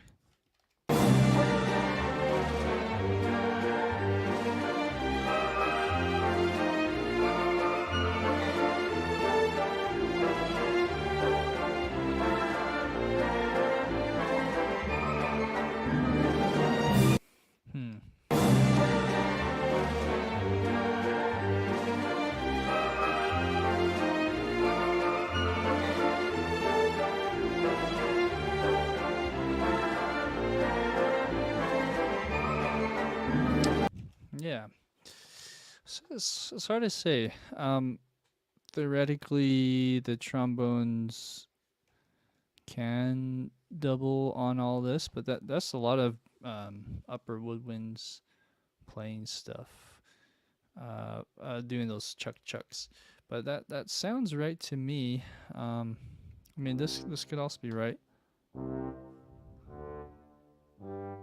I don't really hear that though in here. I only hear like the tuba playing the bass line by itself.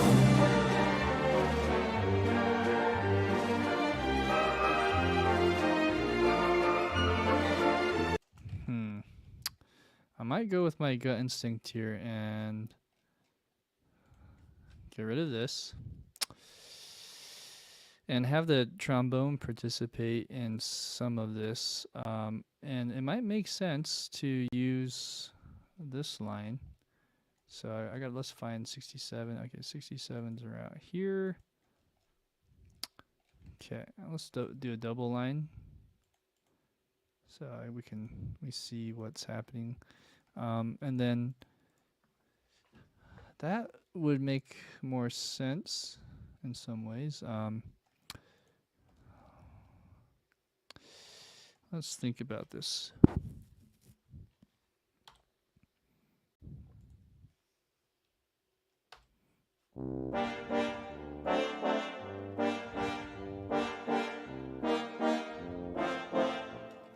Okay.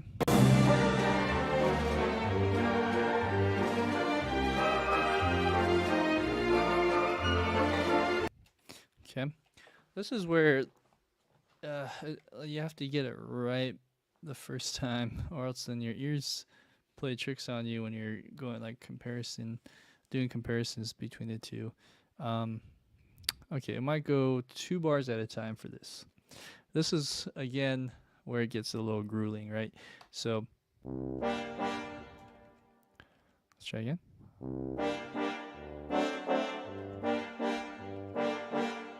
Okay.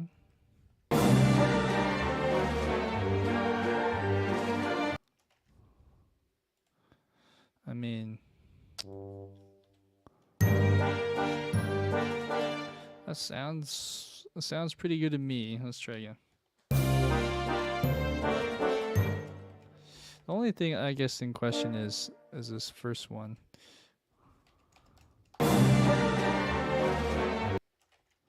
Bum, bum. Yeah, that sounds... I'm not sure. Let's go a little slower.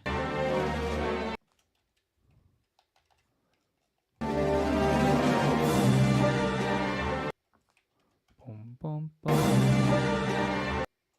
Bum, bum.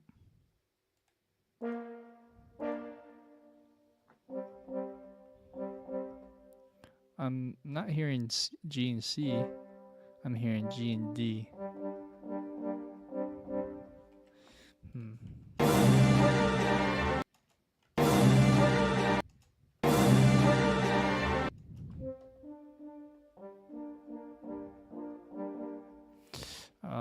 Yeah, I think that's good. So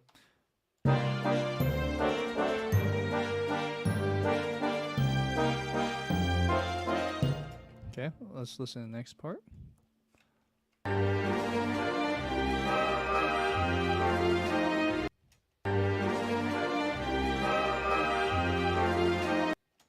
That sounds right to me. Oh, it actually goes higher. So that's what I'm hearing.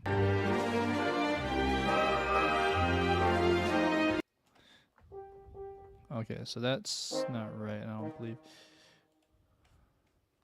Let's go higher on that. So G and E flats. Let's see. This is C minor, C minor, C minor.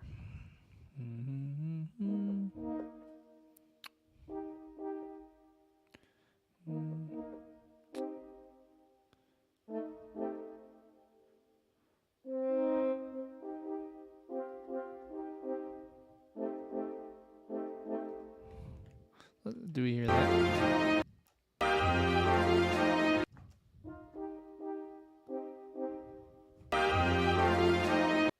So I hear C, E flat, G. Okay, so again, this is under a F. So this is a F ninth chord. So I don't have to say add 9, it's just a 9. F9. So this would go similar. Let's go C though.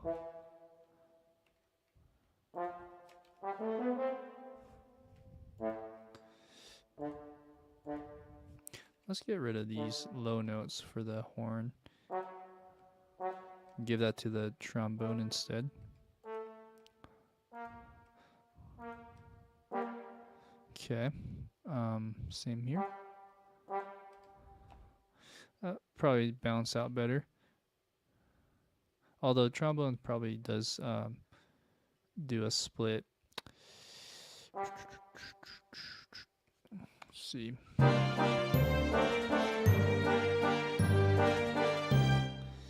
I mean, it's really not the end of the world if I get some of these wrong. But I want to just make sure it's accurate enough. Okay, so we have that. Up until the horns, we're good. Let's look at the trumpet. So we got trumpets. Get rid of that. I bet the trumpets could double with the horns like this. Okay, and then let's go ahead and get rid of those, and let's put this one up to C.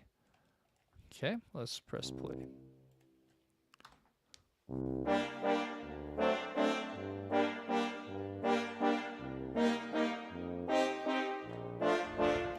Okay, is that right?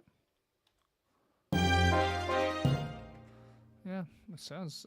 Let's hear. Yeah, hear it in context with everything else, even though some of this is not right.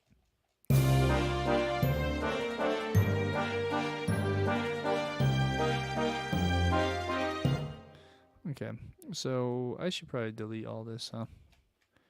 Let's delete that so it's not in the way. We'll keep the high flute there. Strings, the melody should be good. Let's listen to this real quick.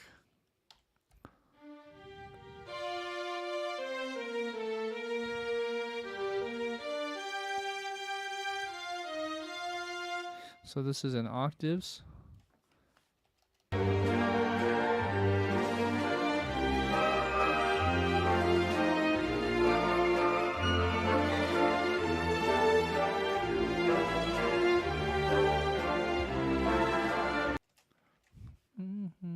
Yeah, sounds right. Let's listen. Do another spot check. Okay, so something's off about this first part. There you go. Uh-huh.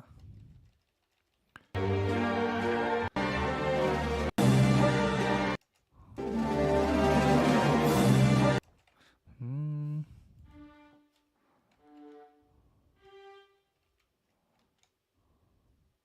Interesting.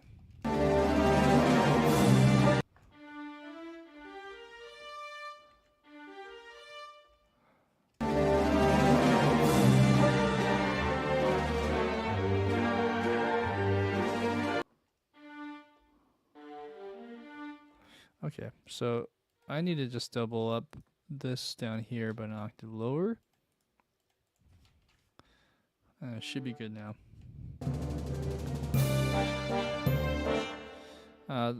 This stuff is a little funky. We might as well just put all the fortes here. Okay.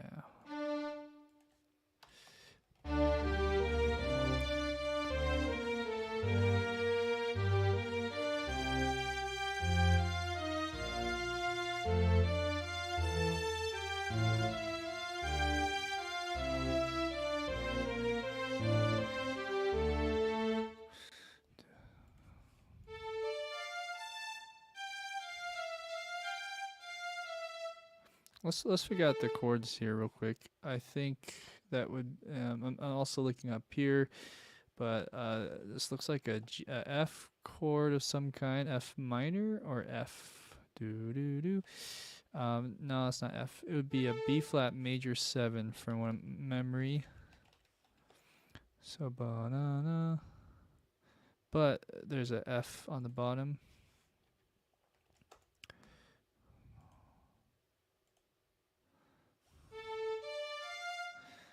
Okay, and then this is like a E diminished, or half diminished 7, E half diminished 7, half dim. Okay, like that. And then this goes to an A major. Oops. What I do? There we go. A. Probably A7. This is a D. This is a D minor chord. And then let's see here. D. This part I haven't worked on yet, but I'm just looking at the previous person's work. D minor, it looks like.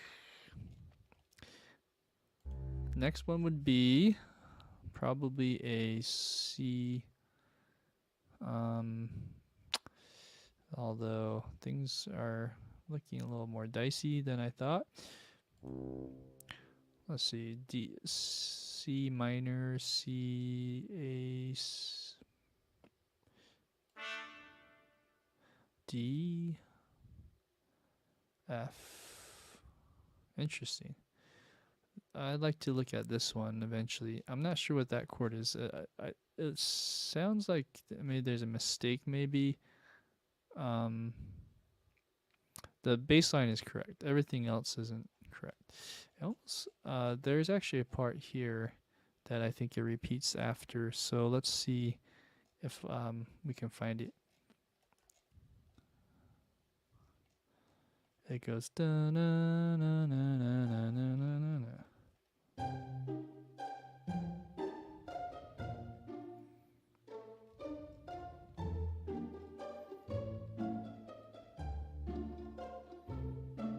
Right there. F over C. That's what it is. So there's some bad notes and upper voices. Let's go back here. This F over C, I'm guessing. Like that. Da da da da da. B flat.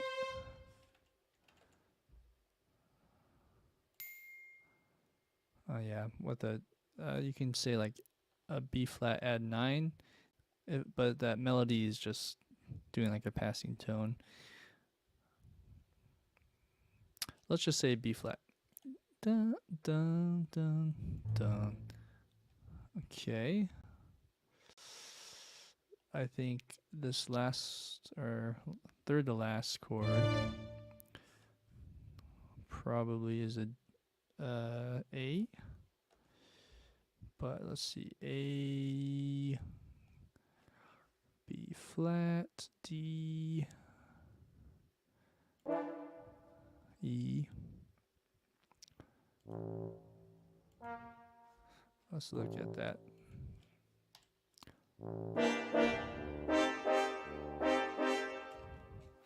Wow, that is really funky.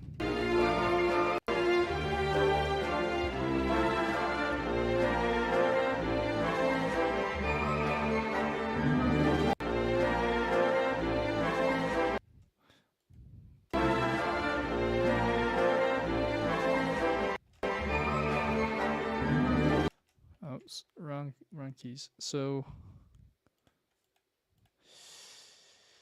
let's figure that out real quick.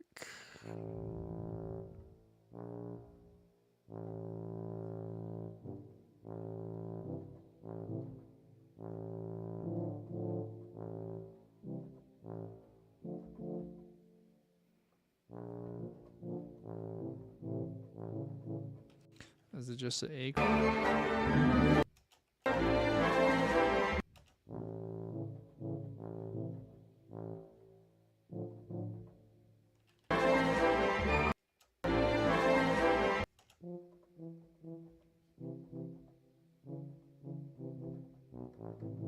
A minor.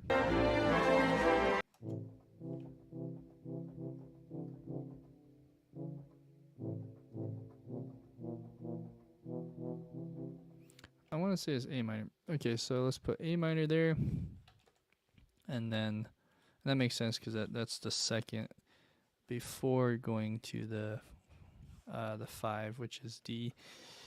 And is this D major or D minor?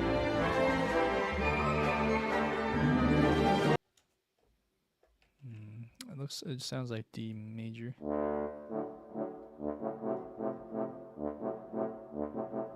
D7 maybe.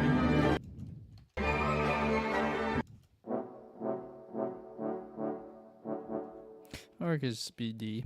Anyways, now that we have the chord structure to this, it'll be a little easier to hear these other things that are happening with the inner voicings. So we have here up to a certain page, I think it was right here, up to measure 56, we have more or less the boom chucks that are happening. Okay, so then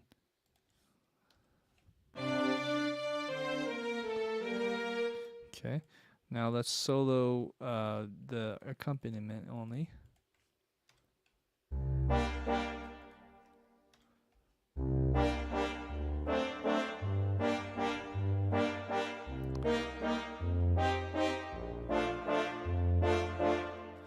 Okay, let's listen for that.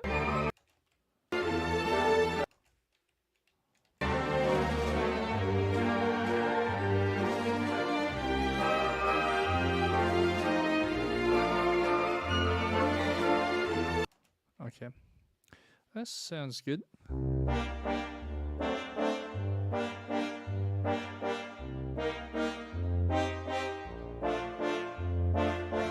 Okay, so yeah, then you see how these divide up. That could work. All of that. Although this is weird.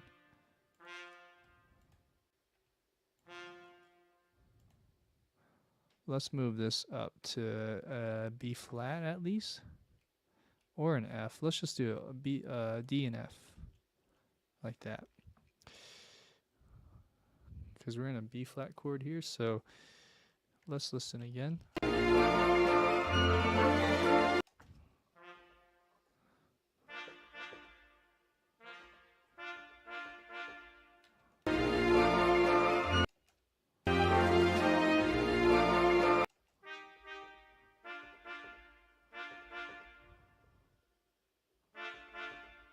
Is there an A, like for a B flat major 7th, or just B flat? I hear A, so it's B flat major 7 both times, like that. So let's change those notes. There should be an A. Well, I guess someone put that. Yeah, the person already figured that part out. Let's get rid of that one. And let's put the A and F. Why not split the trombones there? Why not? Why not? I mean, you might as well just do that for here as well. Make it nice and thick sounding that way. Paste special explode. No, reduce. Let's just, oh, I see. I had it right the first time. Let's see.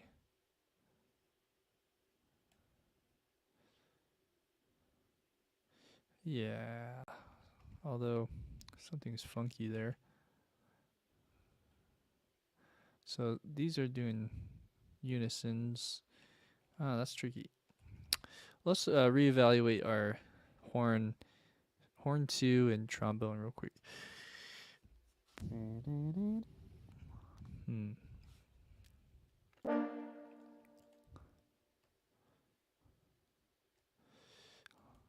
Let's do this. Copy. And let's put that here. We'll have to do it separate. So copy, do a paste special here. Reduce, I mean. And let's do that one here.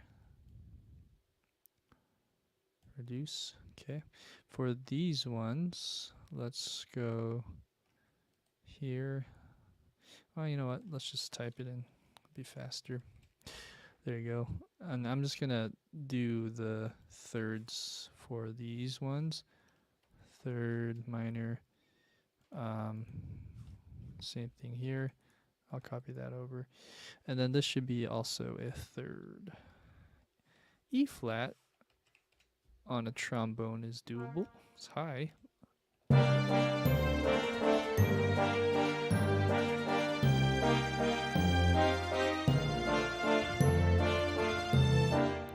Okay.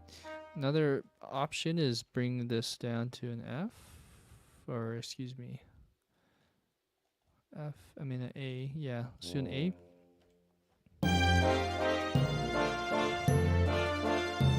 Okay, great. We're almost at the halfway mark for this little section. So 51 to 58. So now we're gonna go 59 to 67. Those another 8 measures or so. All right, let's figure it out.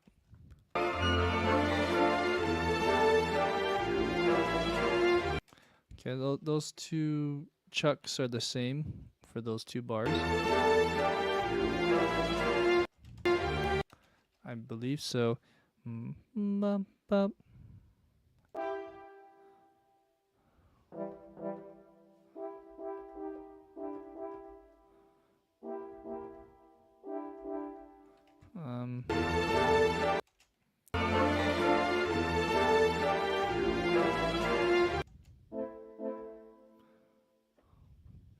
I think they changed actually.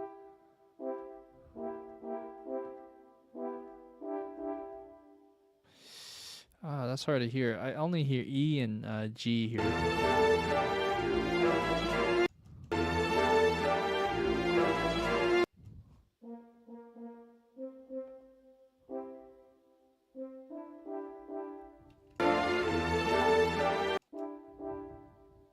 Maybe there's a D in there. So, okay. And this is because it's an E flat or E minor flat, E minor 7th flat 5, or E minor or E half diminished 7 chord. So in that case, we have that's right.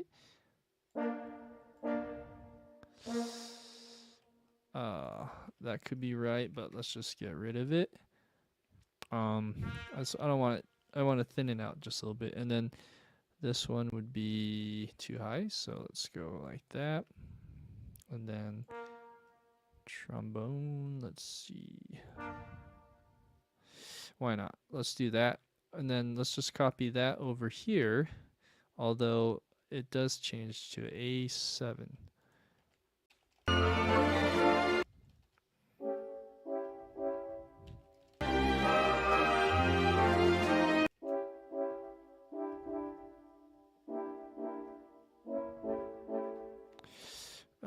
Yeah, A7. So the B flats turn into A, B, or excuse me, A.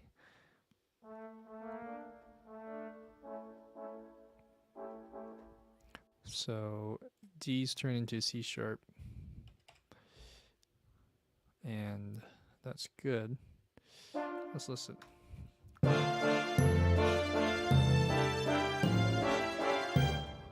Okay, let's get rid of the oboe, clarinet stuff. We can just voice that later.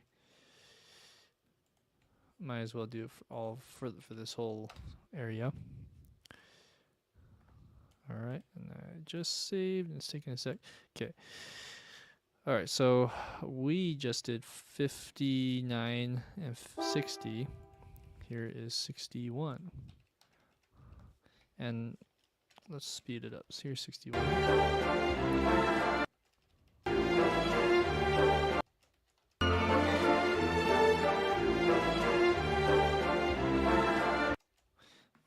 Interesting. 61 sounds like they're switching notes.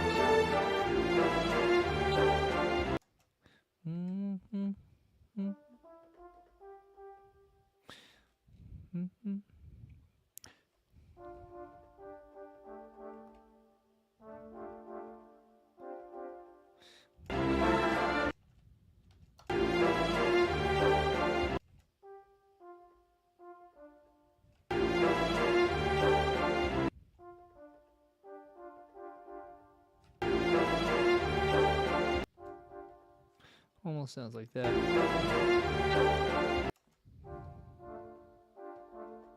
Almost sounds like that, actually.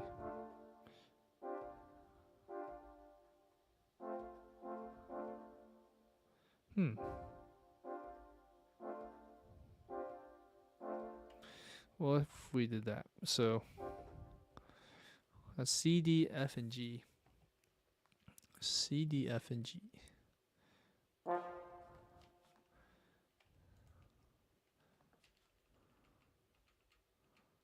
Like that.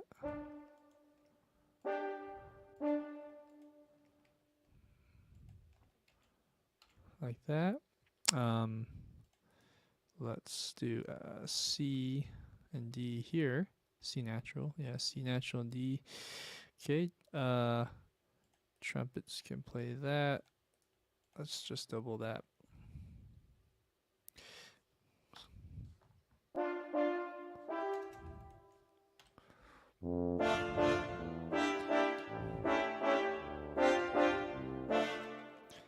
Okay. All right. So that's 61. Dun, dun, dun. Oh. Oops. I forgot to change it. So.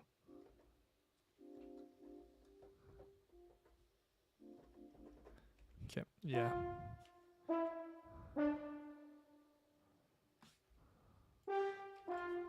So that actually needs to change. Dun, dun. Oh, no. Here. And then this needs to go down. So this would go to...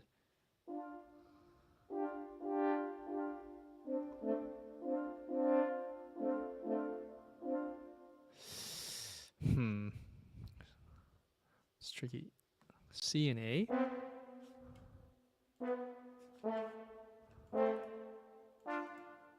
Okay, let's hear that one more time.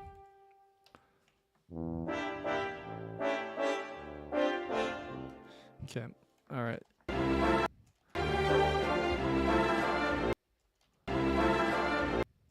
Bump, bump. That's F chord, so we're on this one right now.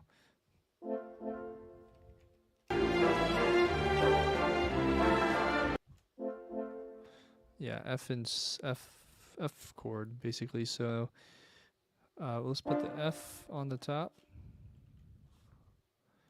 and put a C.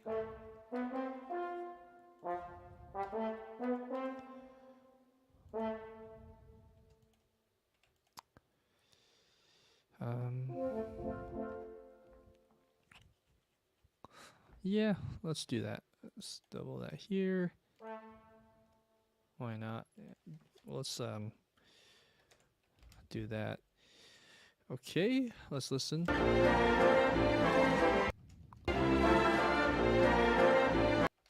Almost. Sounds like it's doing the same thing here. And that's because we're doing a B flat, B flat.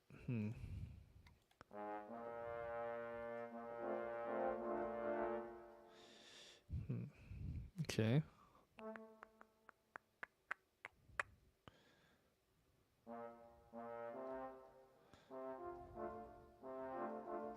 Interesting. F over C, right?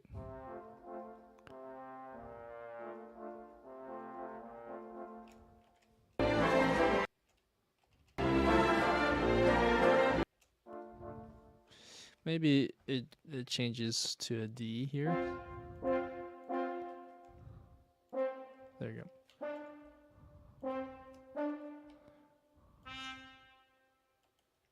Okay. Like that. All right. So then we have A minor and D, D. So let's listen for that.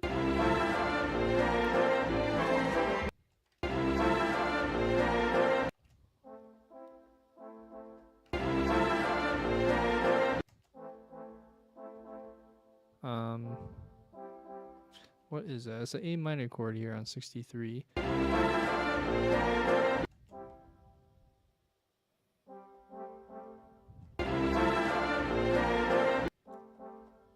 Almost sounds like that.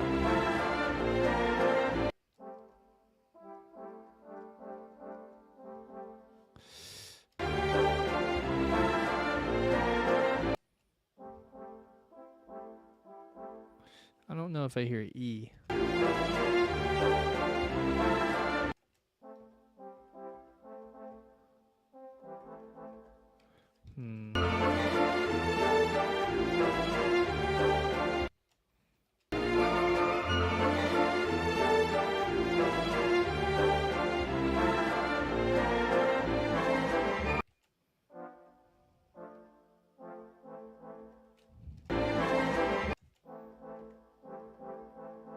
Okay, that's it right there. So EAC, and that would be here.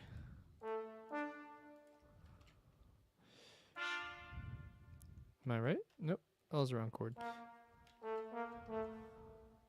Okay, E. Let's do that. Or C here. Now it should be E and A. Okay, E, A, and then C on top voice. Like that. A. Let's do E. Like that. Although, what if I did C, just got thin that out. Oh, like that. And then trumpets. Get rid of that. Let's do C. Why not do A? Okay. All right, next 65 and 66.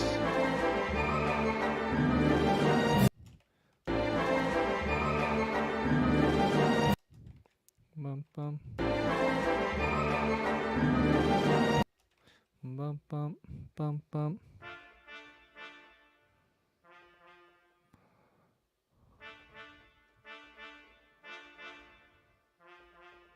So let's hear it again.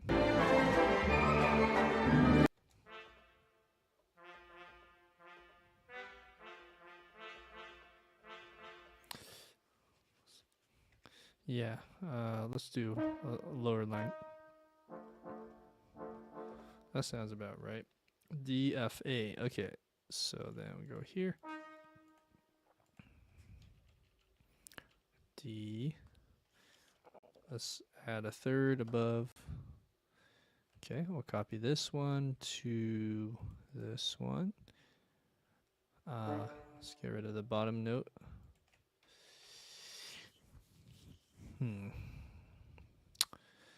That's an F, D, F, A, D, F, A. Okay, let's put this one to the A, and then it's still thinned out here. That would mean these two would be like that. Yeah, and that's pretty low for a trumpet, so let's just keep it there.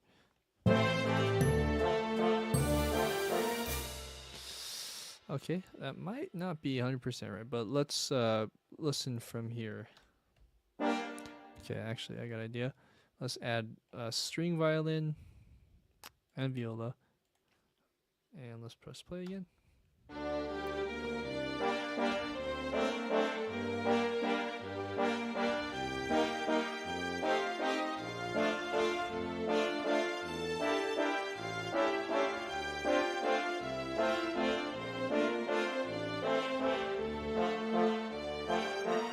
Okay, so that's wrong. It should be F sharp, maybe. So all of these, because it should be in D major. So if we do that, I'm not sure if that'll sound better, but let's try.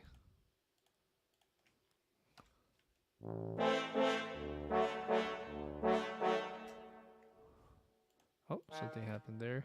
Oops. Okay, let's see if we hear F sharps. Like that.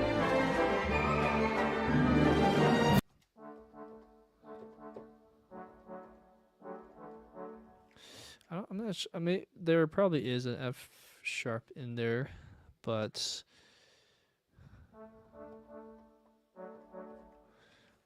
it's not as prevalent.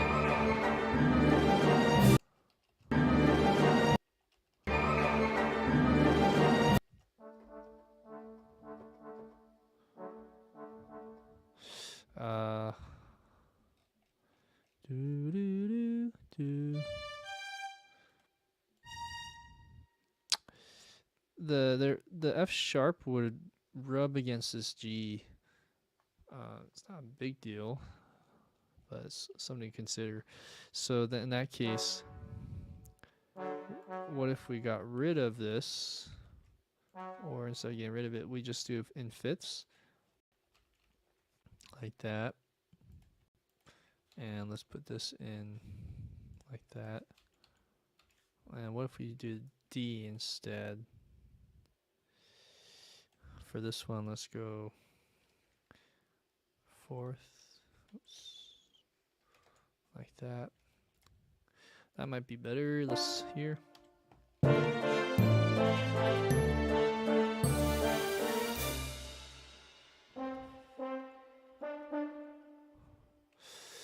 Yeah, something like that.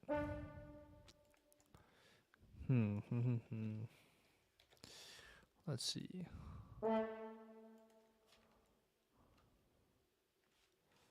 What if I did the sharp here? Okay, so in the horn, there's a F sharp. Let's see if that fixes anything.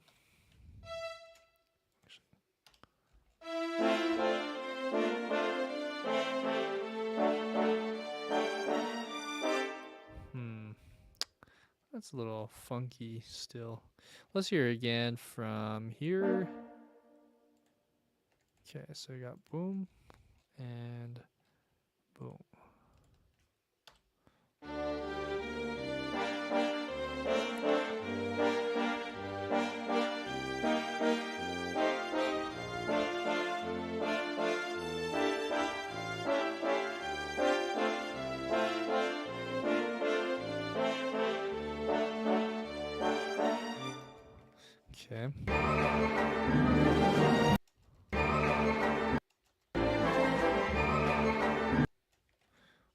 bum,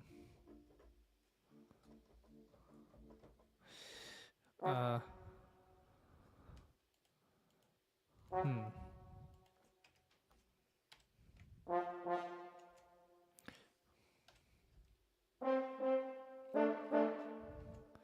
Man. D sharp? I mean, excuse me, F sharp or F natural?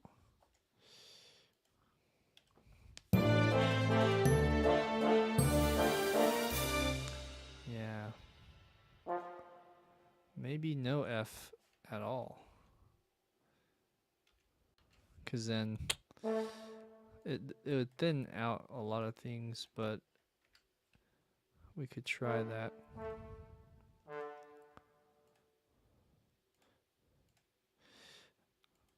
Let's just do the D and A. And I'm going to bring this up an octave. Oop, like so. Like that. And I think that's going to have to do. Okay, that sounds better. So the trombone helped bring it up. Okay. All right. And then besides the brass, so this is again measures 51 to 67. I'm going to look into the woodwinds right now.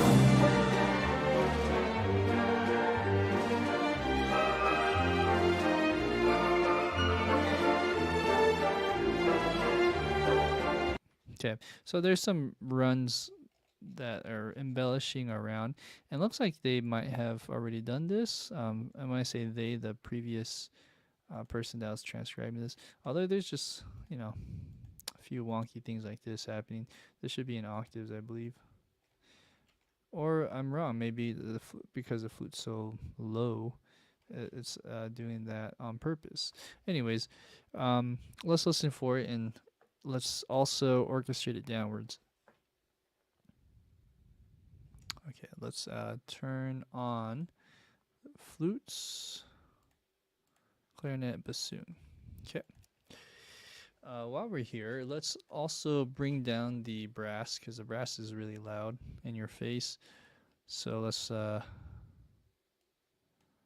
something like that. Okay. All right, and then let's listen for the recording first. Okay.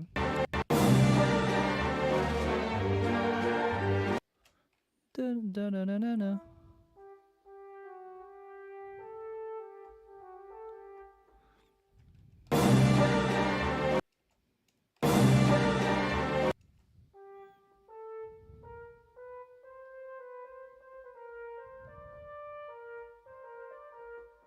That's what I'm hearing.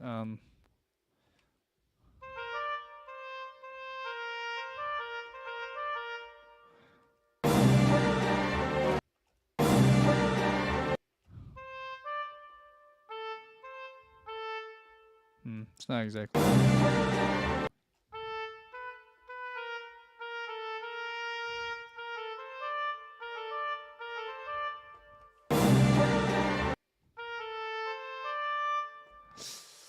Okay, well, let's see what they say here.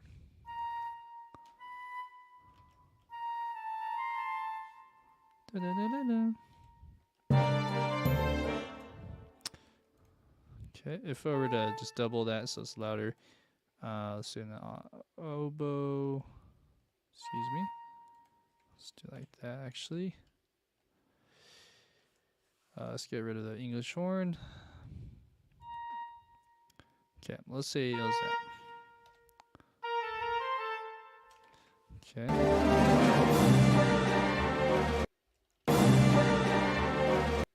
Da-da-da-da.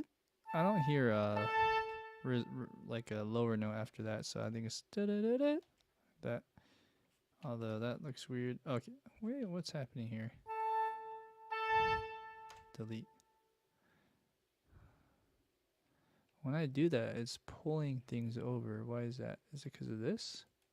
This insert button? Oh, okay, yeah, it was because of that insert button. Okay, so Let's hear that in context. Okay,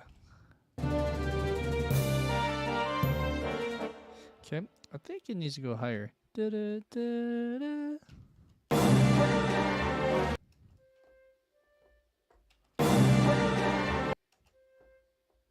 Da-da-da-da. Oh man, that's hard to hear. Let's slow this down. So the trick would be doing that time, this time stretch now, and then let's zoom in.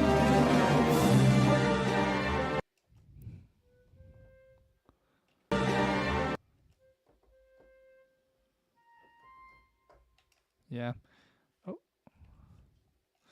Okay. Well, in that case, I think it's.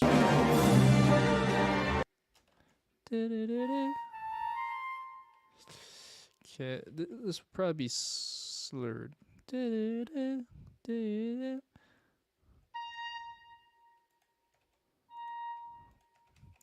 Okay.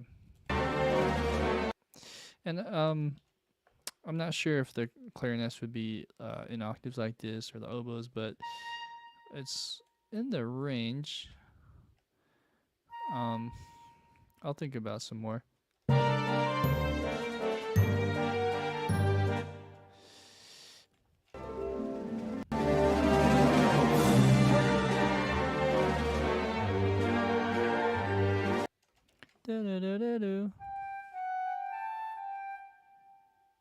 Okay, so let's just copy that over to this next part here, all the way down. So boom. Actually, I should do it like this, so it copies that rest over. Somewhere here, we'll have to figure out which voicing do we want to stay in, if we are doing any type of doubling or not. Okay, let's press play and double check. Oops.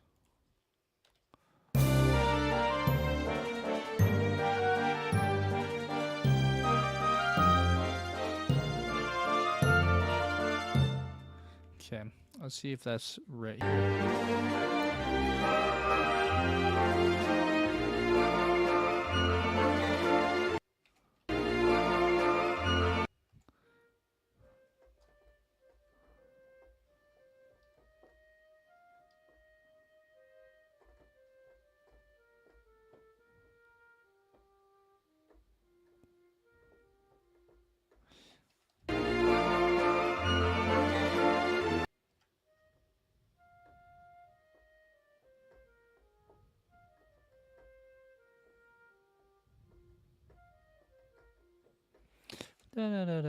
So,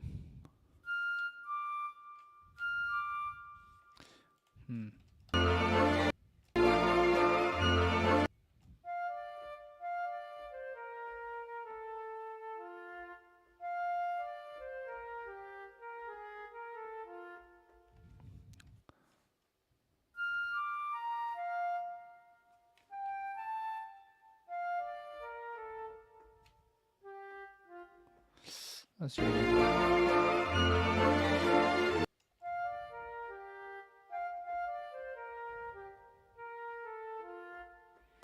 That's kind of in the right vicinity, so let's see here.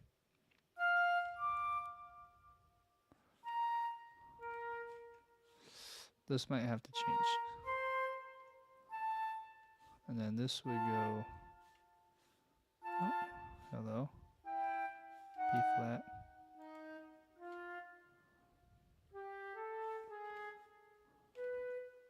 Whoops, okay, so.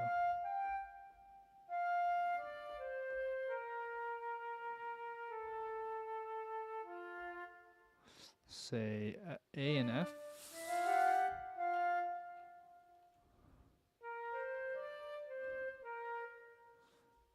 Whoops, this should be on a B.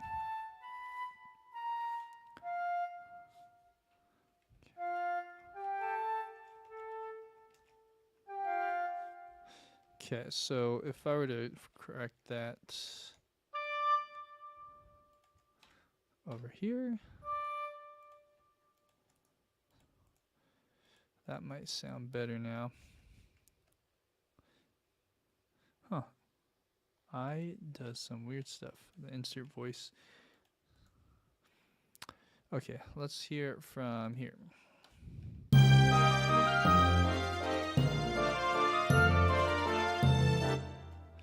That sounds better. That F in the lower end is kind of hard. So here's what I'll do. I'll get rid of the lower flute part. So let's do filter, bottom. Let's get rid of that. Oboe's pretty high. Let's get rid of the upper oboe voicing. Let's try again. Like that. And clarinet is pretty high. I'm not sure if these are right. I'm betting they are, but let's keep clarinet where it's at. Hopefully we have a really good clarinet player doing that high part. Okay, so let's listen now and hear that.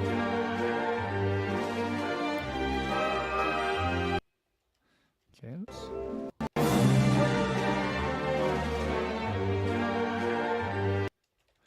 Okay.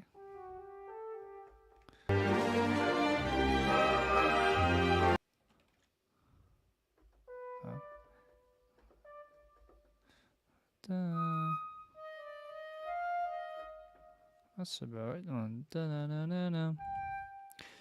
Okay, let's do slurs up to the last note so that they can reattack it on that note.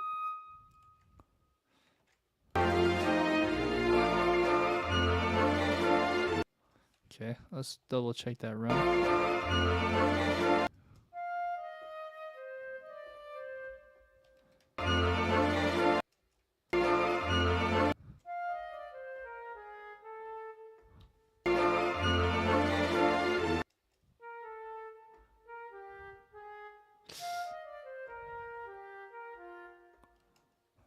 I'm hearing differently now.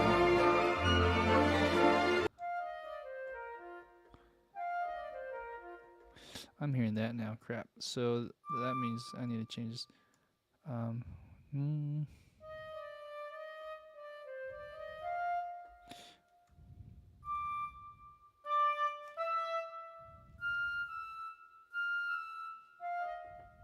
Should be E flats.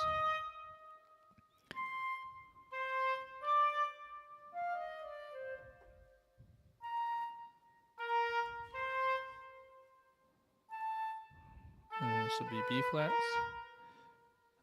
F. Okay. Let's hear it again.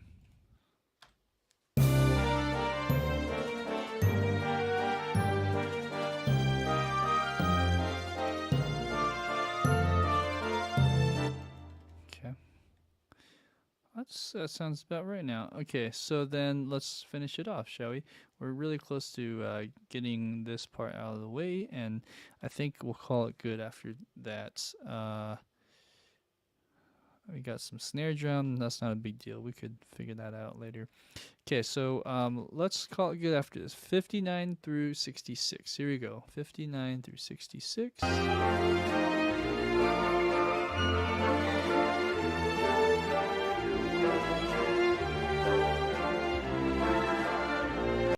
Okay, there's a run right here. I didn't really hear anything before that, though.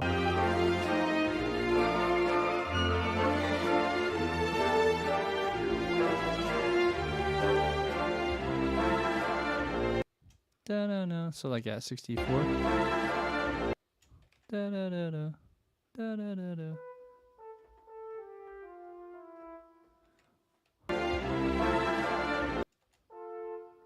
Oh, it's like in harmony.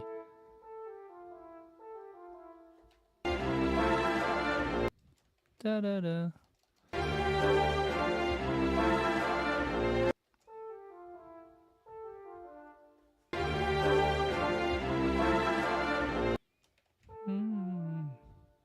It's hard to hear.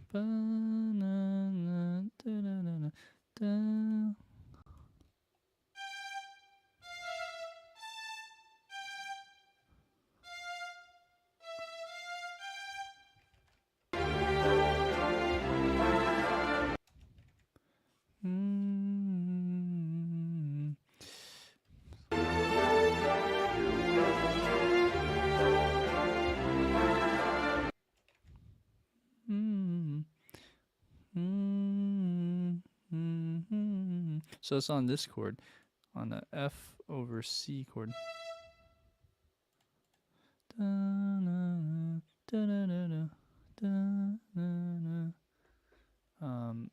would make sense to do that.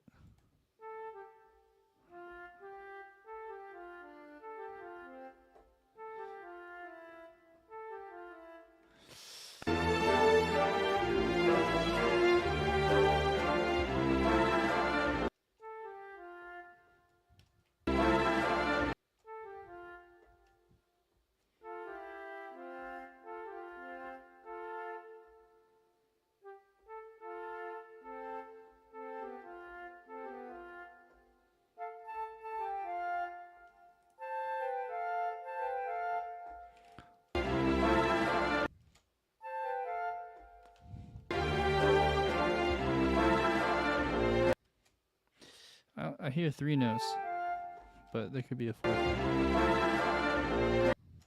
No, it's just 3 notes.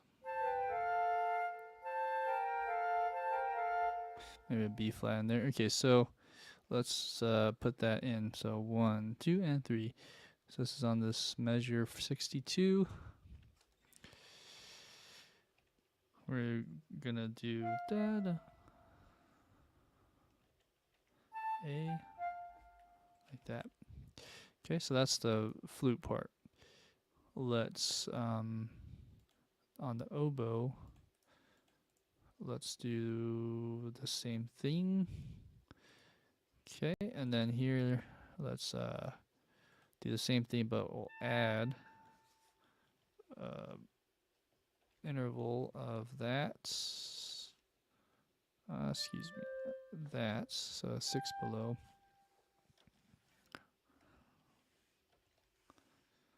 And that should be B flat. And like that. Okay. Okay. Da, da, da, da.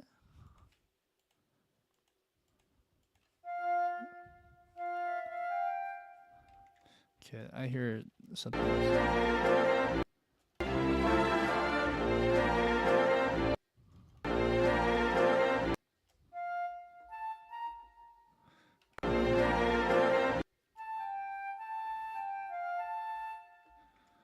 Da, da, da, da. We're on a B flat chord here.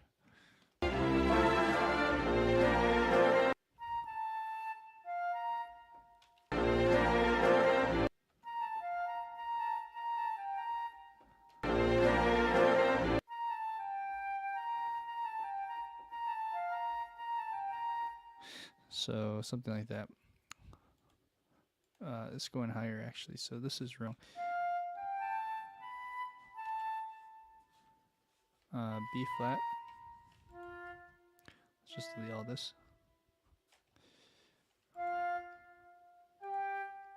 Okay, so B flat and get rid of that. Is that right? Oh. Either that or a G. I don't know.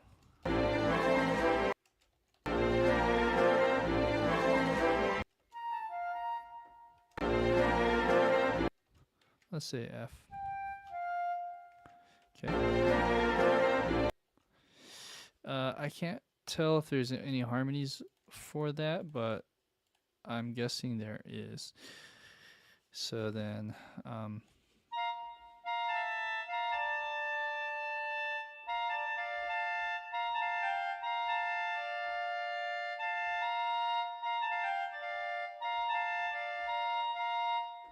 let's just do that. So this one's, I'm gonna fudge a little bit. So we have 4, 3. This would be a 3, and then this would be a 4. Okay. Oops. Da, da, da, da. Okay. Let's hear that much in context.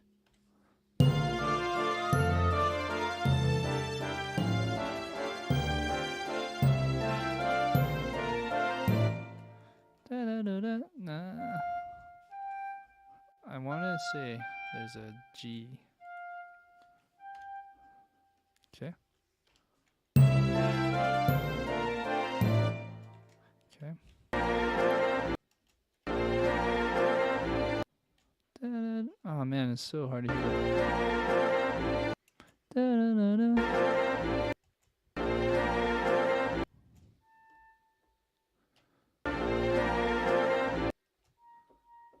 Yeah, it sounds like it goes back to the B flat, huh?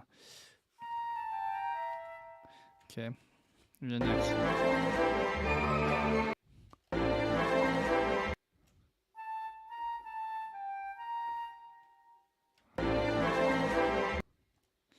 Let's go higher.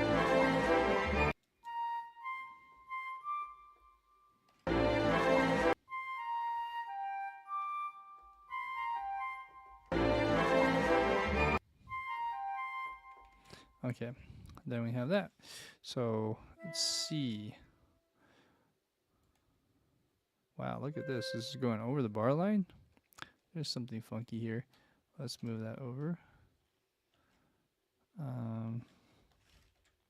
Like that. Okay. So then we got.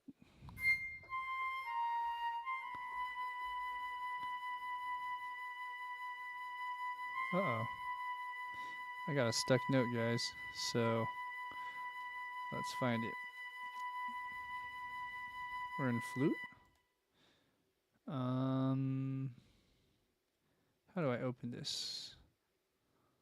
It's been a while. This, by the way, this new layout for the play inside Dorico is really good.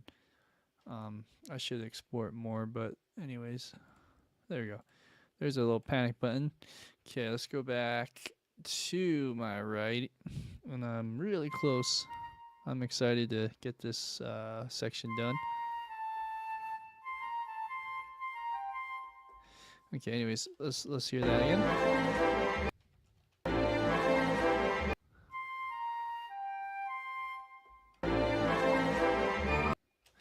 Yeah, I hear C, B flat. Oops. And then it goes down.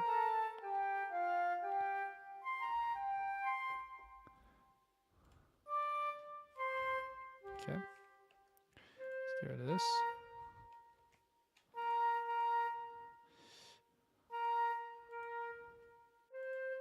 Okay. I'm tempted to just duplicate these as well for the oboes and clarinet. Although that is acting so... Oh, I know why. I just have to get rid of that. I keep pressing that button somehow. That's what I want to do. Okay, so... I mean, flutes honestly could double that too. But... should I do it? Should I not? Let's see. I'm tempted to just do these in octaves instead, kind of like for a piccolo, and then. But, anyways, I'm thinking way too ahead. I think I just double that in general with the piccolo. So let's just leave it as is. Okay, so then here, let's do that. But should I go in octaves? Or thirds, or fourths.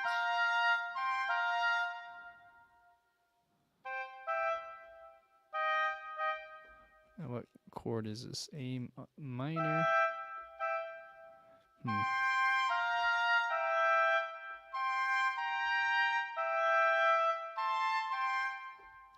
Okay, so let's go.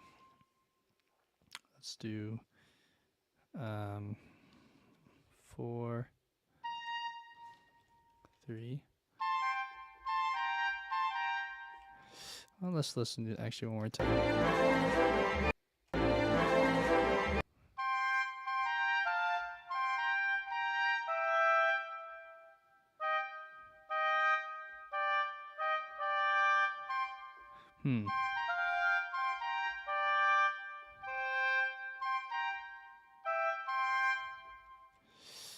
I guess we could do major third, or is that a minor third? That's a minor third below, and then go back to that.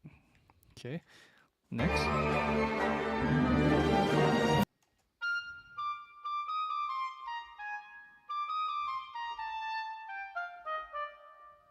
Something like that.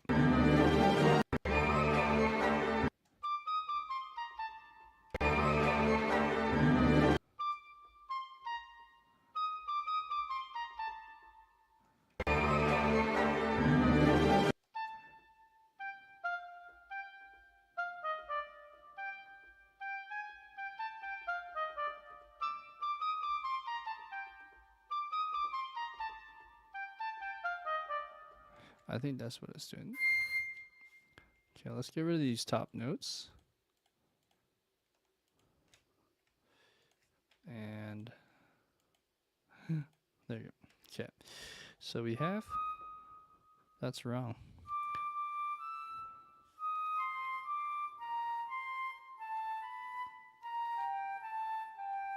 Okay, da na na na na na, and then let's write this in. Oops.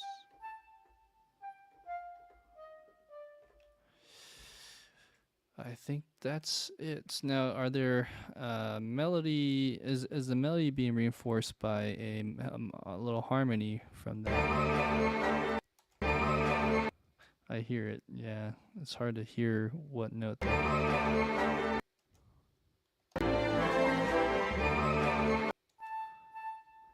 I think I hear A.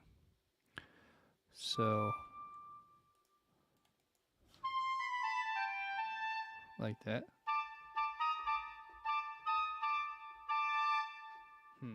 Or like that.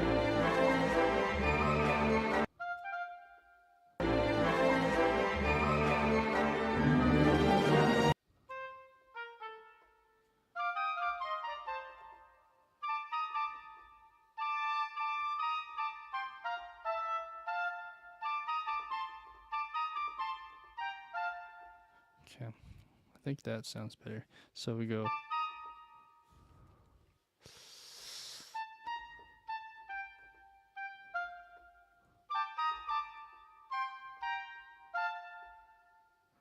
Okay, and the third's all the way through that.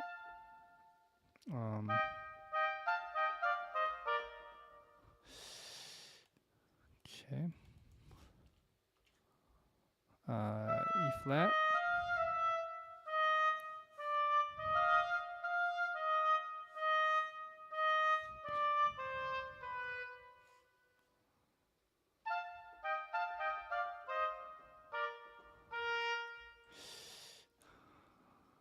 Okay.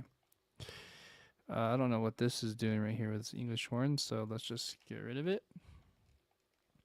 And let's do, let's copy this over down. Well, actually, I should start here. Copy that to the clarinet, but do that. Oh, I'm not a clarinet player nor a woodwind player. I play flute a little bit, but not enough to be so proficient to know where all the notes and if there are any trouble spots. So forgive me with any problematic things for woodwinds. So I'm just going to copy this to the clarinet. So first clarinet, second clarinet are playing two different things. Reduce. Okay. Let's listen.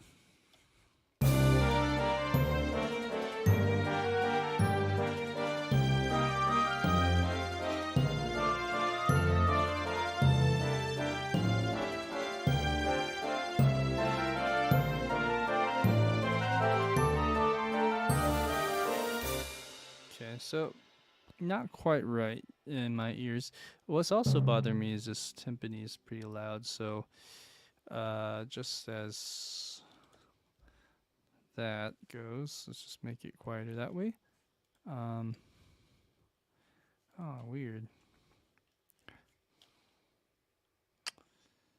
That is weird. Let's see. Okay. Let's try that again.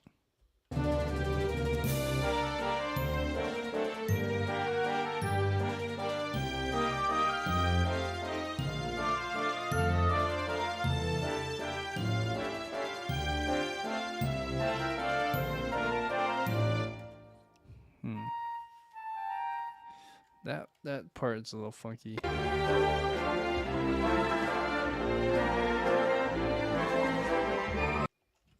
Okay.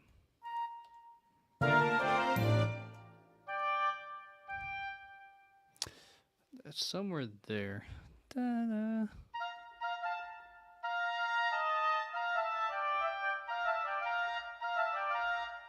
What if I did E natural?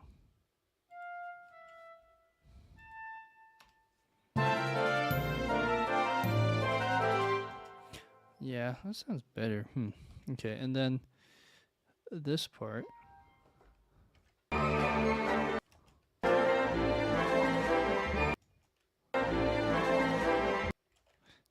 That sounds right on the top line.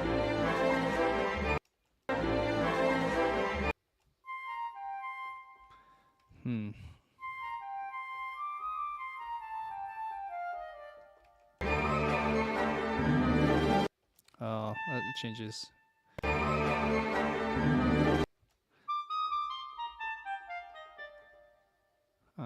Okay, so that's wrong.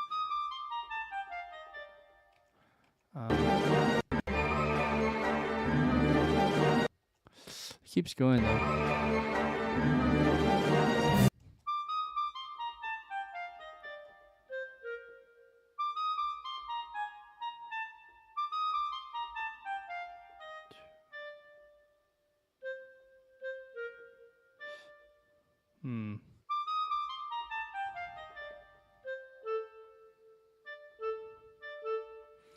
I'm not sure about that part.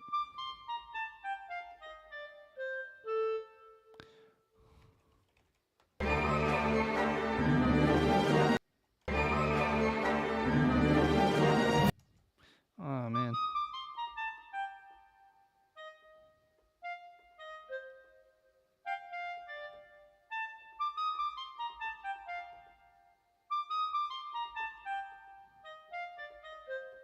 Almost sounds like that.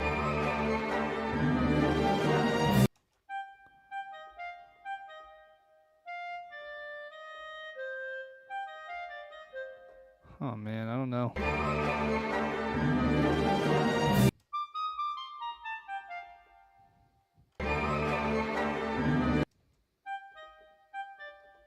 Oh, it jumps down to D, it sounds like.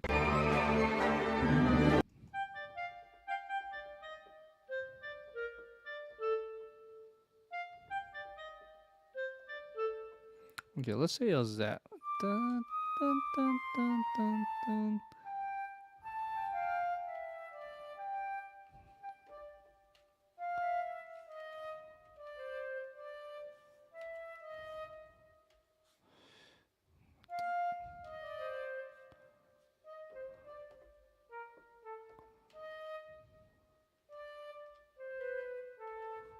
Okay, so if it was something like that, how would that harmonize?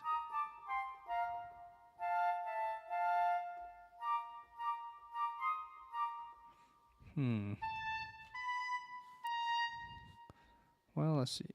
No, probably want to do A, yeah.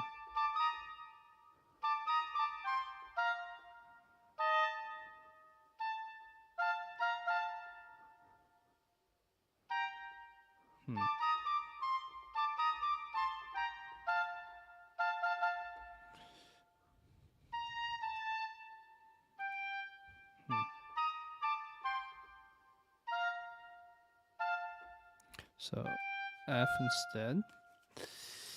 And then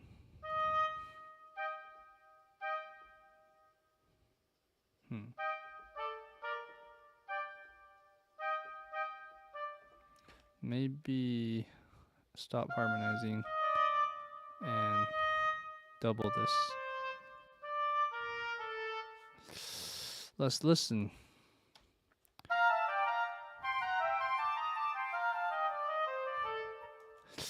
And these have to be staccato at the end, but it needs to be a little bit quieter too. So I guess supposedly you could do that, and then it kind of decays away. But there is something a little funky here too. Oh, I see what. This should be a B flat or a G flat. Let's try that again.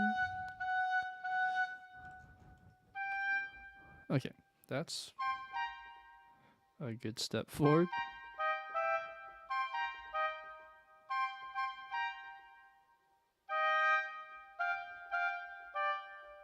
I'm not sure about that. Maybe there should be an E flat there.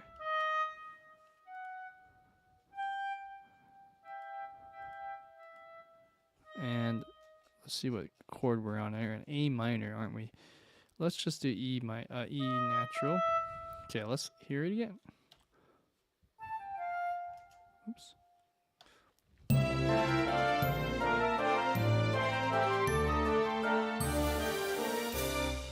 Something like that, right? Maybe we can bring it down with that crescendo here. Okay, let's fix the clarinets. Let's add this in. Let's do reduce. Okay. And let's see how we do from the beginning of that.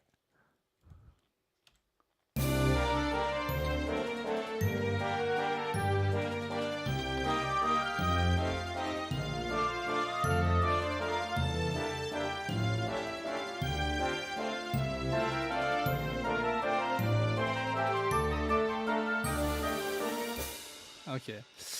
It's so close. It's getting there. I think up to here is fine. It's just this run I'm having trouble with.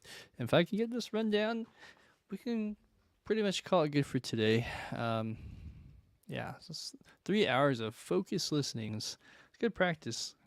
Anyone that wants to get better with orchestral stuff, I highly encourage you doing the same thing that I'm doing in a sense, at least the same approach, and you'll gain a lot out of it. Here we go.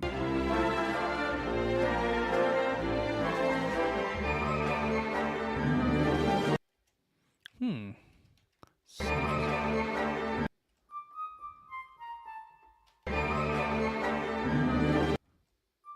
it just jumps and it sounds a little weird at the end.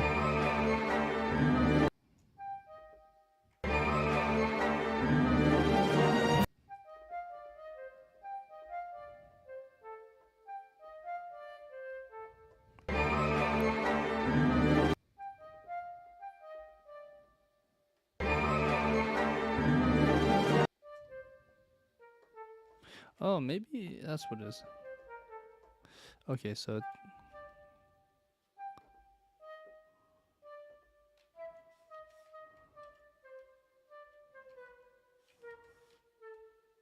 maybe it's that. But then how would you harmonize that?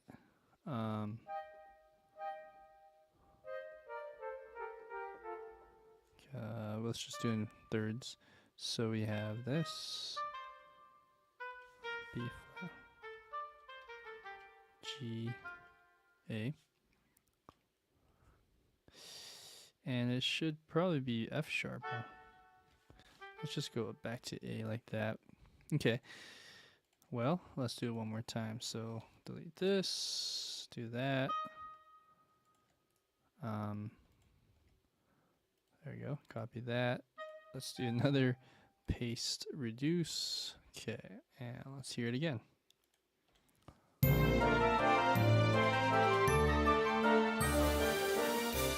Okay, that's about right. Let's make sure these aren't dying too much.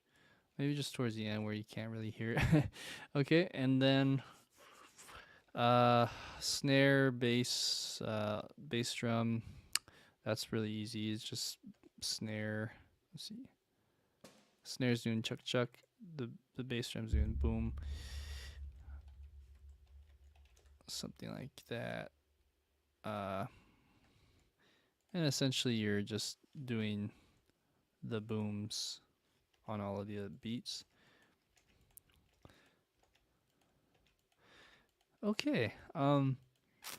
Well, I wish I could have done more, but there seems to be a lot of mistakes on this section, and I haven't even covered the piano part, but that's like few and far between in terms of the um of everything else. What's really important is what the orchestral stuff was doing. I actually muted this. I'm not even sure how good they sound. Let's just solo that real quick. Okay. I'm going to solo the harp and the piano. And honestly, the harp could probably just be silent. Oops.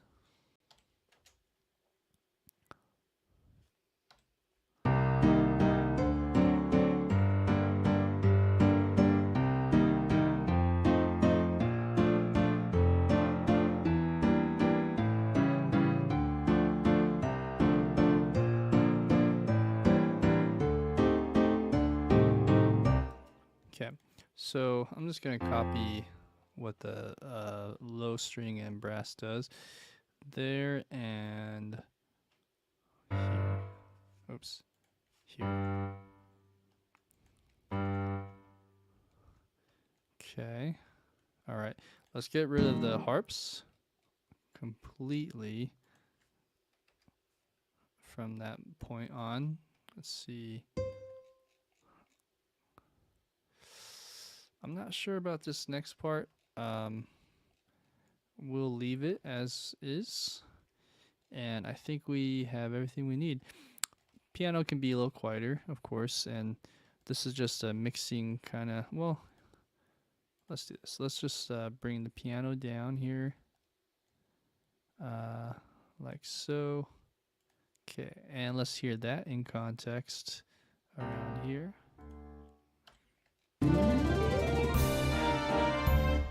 Okay, it's still loud, so let's put that to mezzo forte. Again.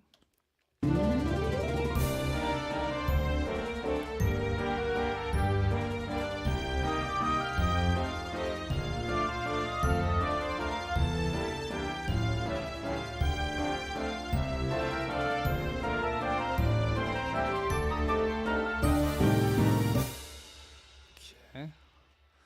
Yeah, and I think with some fresh ears, I'll figure out what that run is actually doing 100%. But there's just something here that I'm not hearing.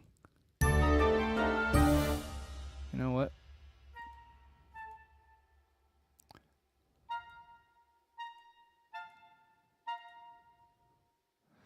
I might have solved this.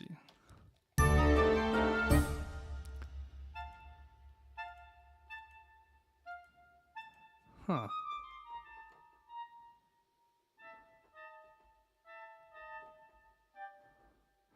Oh, interesting. So I think it's this line.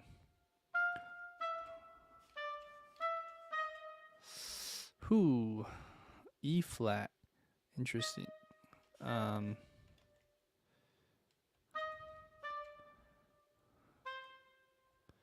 These are traveling in fourths. It's kind of weird.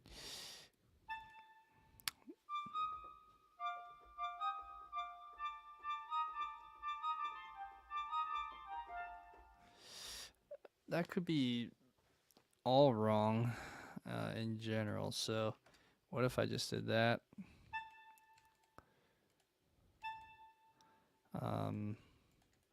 Did this, and I don't know. Maybe in sixes below, something like that.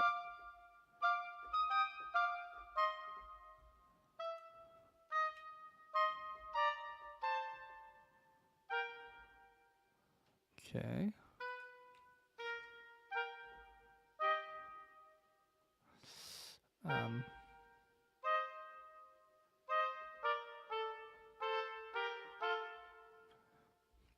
what if we did that? So then from there you go up.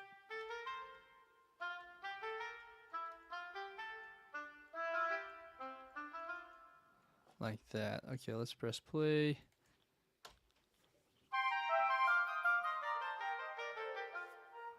Something like that. So would that sound better? So I hope so. But let's just do that and hope for the best. Reduce. Trade the voice. Great.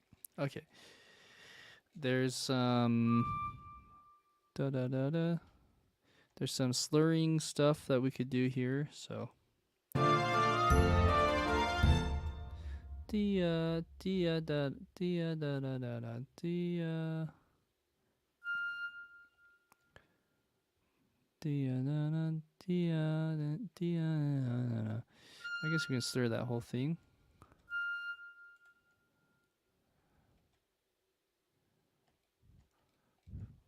Yeah. Slur that.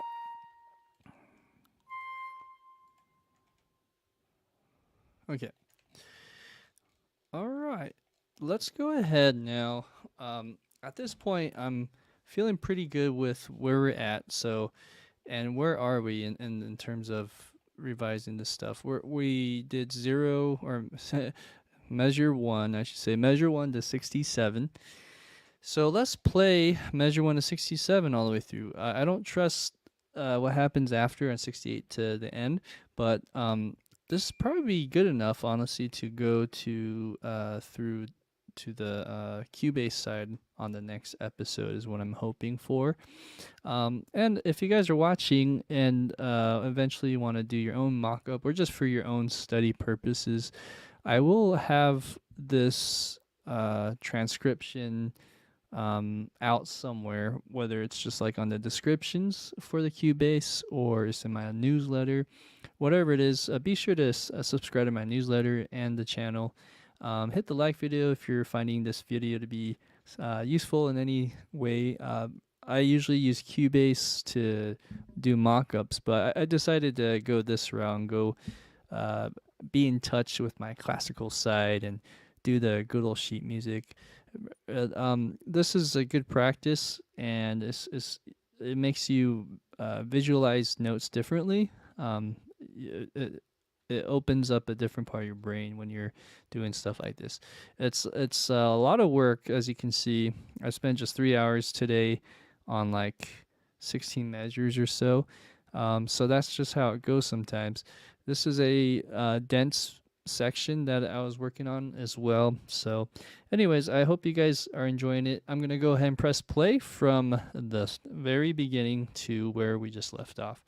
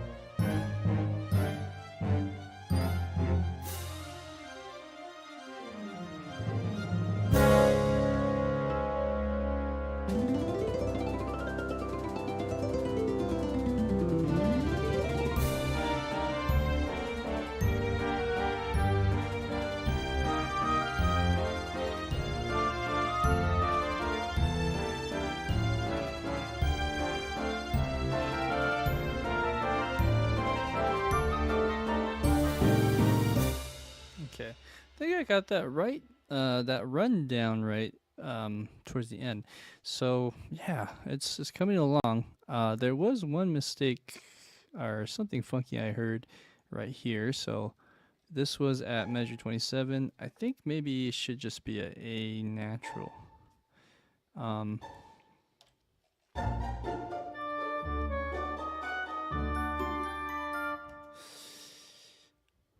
or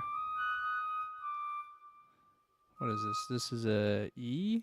This is an E and a E. Yeah, I don't know. There's something weird about that. That sounded wrong to me. But then I don't know. It's just been a long day for me, so I'll come back to that and just make a mental note. Well, that's it for tonight, guys. I am out, and next week let's plan on doing some stuff on Cubase with this. All right. Well, I think that'll be all for today. I keep rambling, so I'm gonna end it. I'll see you guys later. Take care.